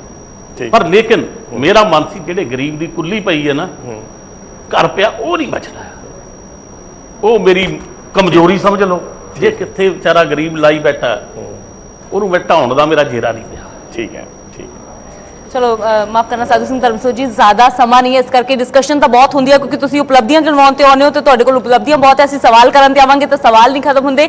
ਬਹੁਤ ਬਹੁਤ ਸ਼ੁਕਰੀਆ ਨਿਊਜ਼ 18 ਪੰਜਾਬ ਹਰਿਆਣਾ ਹਿਮਾਚਲ ਦੇ ਇਸ ਮੈਗਾ ਸ਼ੋਅ ਦੇ ਵਿੱਚ ਹਿੱਸਾ ਬਣਨ ਦੇ ਲਈ। ਤੇ ਤੁਹਾਡੇ ਨਾਲ ਮੇਰਾ ਜੀ ਲੱਗਿਆ ਪੋਲੀਟੀਕਲ ਗੱਲਾਂ ਫਿਰ ਜ਼ਿਆਦਾ ਲੰਮੀਆਂ ਕਦੇ ਫਿਰ ਸੇ ਇਸ ਪੂਰਾ ਸਾਲ ਰਿਪੋर्ट कार्ड ਦਾ ਇਹ ਚੱਲਦਾ ਰਹੇਗਾ ਔਰ ਫਿਰ ਜ਼ਰੂਰ ਉਸ ਬਾਰੇ ਕਿਸੇ ਦਿਨ ਕੱਲੀ ਪੋਲੀਟੀਕਲ ਇੰਟਰਵਿਊ ਕਰਾਂਗੇ। ਅੱਜ ਮਹਿਕਮੇ ਬਾਰੇ ਥੋੜਾ ਹਿਸਾਬ ਕਿਤਾਬ ਲੈਣਾ ਜ਼ਰੂਰੀ ਬੁਲਾਇਆ। ਬਿਲਕੁਲ। ਆ ਕੁੜੀ ਸਾਡੀ ਭੈਣ ਆ, ਤੁਸੀਂ ਭਰਾ ਹੋ, ਧੰਨਵਾਦ, ਬਹੁਤ ਅੱਛਾ ਬਹੁਤ ਲੱਗਿਆ। ਆਏ। ਨਹੀਂ ਇਹ ਪੂਰਾ Thank you, ਸਾਲ madam। ਤੁਸੀਂ ਰਿਪੋर्ट ਕਾਰਡ ਹੀ ਦੇਣਾ ਸੀ ਤਰੀਕੇ ਨਾਲ। ਅਰੁਣ ਚੌਧਰੀ ਜੀ ਬਹੁਤ ਬਹੁਤ ਸ਼ੁਕਰੀਆ ਤੁਹਾਡਾ ਵੀ ਨਿਊਜ਼ 18 ਦੇ ਨਾਲ ਜੁੜਨ ਦੇ ਲਈ। ਤਾਂ ਫਿਲਹਾਲ 4 ਸਾਲ ਦਾ ਲੇਖਾ ਜੋਖਾ ਆਪੋ ਆਪਣੇ ਵਿਭਾਗ ਦਾ ਦਿੱਤਾ ਹੈ, ਪੂਰਾ ਰਿਪੋर्ट ਕਾਰਡ ਵੀ ਲੈ ਕੇ ਆਏ ਸੀ, ਹਾਲਾਂਕਿ ਸਮਾਂ ਬਹੁਤ ਜ਼ਿਆਦਾ ਨਹੀਂ ਹੈ। ਬਹੁਤ ਸਾਰੇ ਸਵਾਲ ਨੇ ਤੁਹਾਡੇ ਜੋ ਪੁੱਛਣ ਦੀ ਕੋਸ਼ਿਸ਼ ਵੀ ਕੀਤੀ, ਪਰ ਦਾਅਵਾ ਤੇ ਇਹੀ ਹੈ ਕਿ ਜੰਗਲਾਂ ਦੀ ਬਹੁਤ ਸਾਰੀ ਜ਼ਮੀਨ ਹੈ, ਕਹਿੰਦੇ ਅਸੀਂ ਛੁਡਵਾਈ ਵੀ ਹੈ। ਮਹਿਲਾਵਾਂ ਨੂੰ ਲੈ ਕੇ ਕਿਸ ਤਰ੍ਹਾਂ ਇੰਪਾਵਰਡ ਕਰਨ ਦੇ ਲਈ ਕੋਸ਼ਿਸ਼ ਹੋ ਰਹੀ ਹੈ, ਅਰੁਣਾ ਚੌਧਰੀ ਜੀ ਨੇ ਦੱਸਿਆ। ਹਾਲਾਂਕਿ ਅੱਗੇ 1 ਸਾਲ ਅਜੇ ਬਾਕੀ ਹੈ, ਉਸ 1 ਸਾਲ ਦਾ ਰੋਡ ਮੈਪ ਵੀ ਤਿਆਰ ਕੀਤਾ ਹੋਇਆ ਹੈ ਕਿ ਉਸ 1 ਸਾਲ ਦੇ ਵਿੱਚ ਹੋਰ ਵੀ ਚੀਜ਼ਾਂ ਨੂੰ ਦਰੁਸਤ ਕਰਨ ਦੀ ਕੋਸ਼ਿਸ਼ ਕੀਤੀ ਜਾਵੇਗੀ। ਤਾਂ ਫਿਲਹਾਲ ਨਿਊਜ਼ 18 ਪੰਜਾਬ ਹਰਿਆਣਾ ਹਿਮਾਚਲ ਦੇ ਇਸ ਮੈਗਾ ਸ਼ੋਅ ਦੇ ਵਿੱਚ ਇਸੇ ਤਰੀਕੇ ਦੇ ਨਾਲ ਜਿਸ ਤਰ੍ਹਾਂ ਕੈਬਨਿਟ ਮੰਤਰੀ ਜੁੜੇ ਨੇ, ਮੁੱਖ ਮੰਤਰੀ ਵੀ ਜੁੜਨਗੇ, ਉਹਨਾਂ ਦੇ ਕੋਲੋਂ ਵੀ ਸਵਾਲ ਹੋਣਗੇ, ਤੁਹਾਡੇ ਸਵਾਲ ਤੇ ਜਵਾਬ ਉਹ ਦੇਣਗੇ। ਫਿਲਹਾਲ ਇਸ ਸ਼ੋਅ ਨੂੰ ਅੱਗੇ ਵਧਾਉਂਦੇ ਹਾਂ। Over to you Navjot. Thank you so much, Amrit. Thank you, distinguished guest, for your time and for your views over this session. And thank you, Vijay and Amrit. ਤਾਂ ਕੈਪਟਨ ਅਮਰਿੰਦਰ ਸਿੰਘ ਦੀ ਸਰਕਾਰ ਨੂੰ 4 ਵਰ੍ਹੇ ਪੂਰੇ ਹੋ ਚੁੱਕੇ ਨੇ ਔਰ 2022 ਦੀਆਂ ਵਿਧਾਨ ਸਭਾ ਚੋਣਾਂ ਵੀ ਹੁਣ ਨੇੜੇ ਹੀ ਹੈ, ਜਿਸ ਨੂੰ ਲੈ ਕੇ ਮਾਹੌਲ ਸਿਰਜਣਾ ਇੱਕ ਵਾਰ ਫਿਰ ਤੋਂ ਹੁਣ ਸ਼ੁਰੂ ਹੋ ਚੁੱਕਿਆ ਹੈ। ਖੁਦ ਕੈਪਟਨ ਅਮਰਿੰਦਰ ਸਿੰਘ ਕੁਝ ਦਿਨ ਪਹਿਲਾਂ ਮੀਡੀਆ ਦੇ ਮੁਖਾਤਿਬ ਹੋਏ ਔਰ ਉਹਨਾਂ ਨੇ ਆਪਣੇ 4 ਸਾਲਾਂ ਦਾ ਲੇਖਾ ਜੋਖਾ ਦਿੱਤਾ। ਕਹਿ ਸਕਦੇ ਇੱਕ ਰਿਪੋर्ट ਕਾਰਡ ਪੇਸ਼ ਕਰਨ ਦੀ ਕੋਸ਼ਿਸ਼ ਕੀਤੀ ਗਈ। ਉਹਨਾਂ ਨੇ ਇਹ ਵੀ ਦਾਅਵਾ ਕੀਤਾ ਆਪਣੇ ਇਸ ਲੇਖੇ ਜੋਖੇ ਦੇ ਵਿੱਚ ਕਿ 85% ਜਿਹੜੇ ਵਾਅਦੇ ਨੇ ਉਹ ਪੂਰੇ ਹੋ ਚੁੱਕੇ ਨੇ, ਜੋ ਮੈਨੀਫੈਸਟੋ ਦੇ ਵਿੱਚ ਵਾਅਦੇ ਕੀਤੇ ਗਏ ਸੀ ਪੰਜਾਬ ਦੀ ਜਨਤਾ ਦੇ ਨਾਲ ਉਹ ਪੂਰੇ ਕਰ ਲਏ ਗਏ ਨੇ। ਹੁਣ ਇਹਨਾਂ ਦਾਅਵਿਆਂ ਤੇ ਪੰਜਾਬ ਦੀ ਜਨਤਾ ਦੇ ਮਨਾਂ ਦੇ ਵਿੱਚ ਬਹੁਤ ਸਾਰੇ ਸਵਾਲ ਨੇ ਜਿਨ੍ਹਾਂ ਦੇ ਜਵਾਬ ਲੈਣ ਦੀ ਕੋਸ਼ਿਸ਼ ਵੀ ਅਸੀਂ ਕਰਾਂਗੇ, ਕਿਉਂਕਿ ਬ੍ਰੇਕ ਦੇ ਉਸ ਪਾਰ ਕੁਝ ਸਮੇਂ ਬਾਅਦ ਸਾਡੇ ਨਾਲ ਖੁਦ ਪੰਜਾਬ ਦੇ ਮੁੱਖ ਮੰਤਰੀ ਕੈਪਟਨ ਅਮਰਿੰਦਰ ਸਿੰਘ ਜੁੜਨ ਜਾ ਰਹੇ ਨੇ ਔਰ ਗੱਲਬਾਤ ਹੋਵੇਗੀ ਔਰ ਪੰਜਾਬ ਦੀ ਜਨਤਾ ਦੇ ਮਨਾਂ ਦੇ ਵਿੱਚ ਜੋ ਕੁਝ ਵੀ ਸਵਾਲ ਨੇ ਨਿਊਜ਼ 18 ਪੰਜਾਬ ਹਰਿਆਣਾ ਹਿਮਾਚਲ ਜ਼ਰੀਆ ਬਣੇਗਾ ਔਰ ਸਵਾਲ ਪੁੱਛੇ ਵੀ ਜਾਣਗੇ। ਤੁਸੀਂ ਬਣੇ ਰਹੋ ਨਿਊਜ਼ 18 ਪੰਜਾਬ ਹਰਿਆਣਾ ਹਿਮਾਚਲ ਦੇ ਨਾਲ। ਫਿਲਹਾਲ ਵੇਲਾ ਇੱਕ ਛੋਟੇ ਜਿਹੇ ਕਮਰਸ਼ੀਅਲ ਬ੍ਰੇਕ ਦਾ।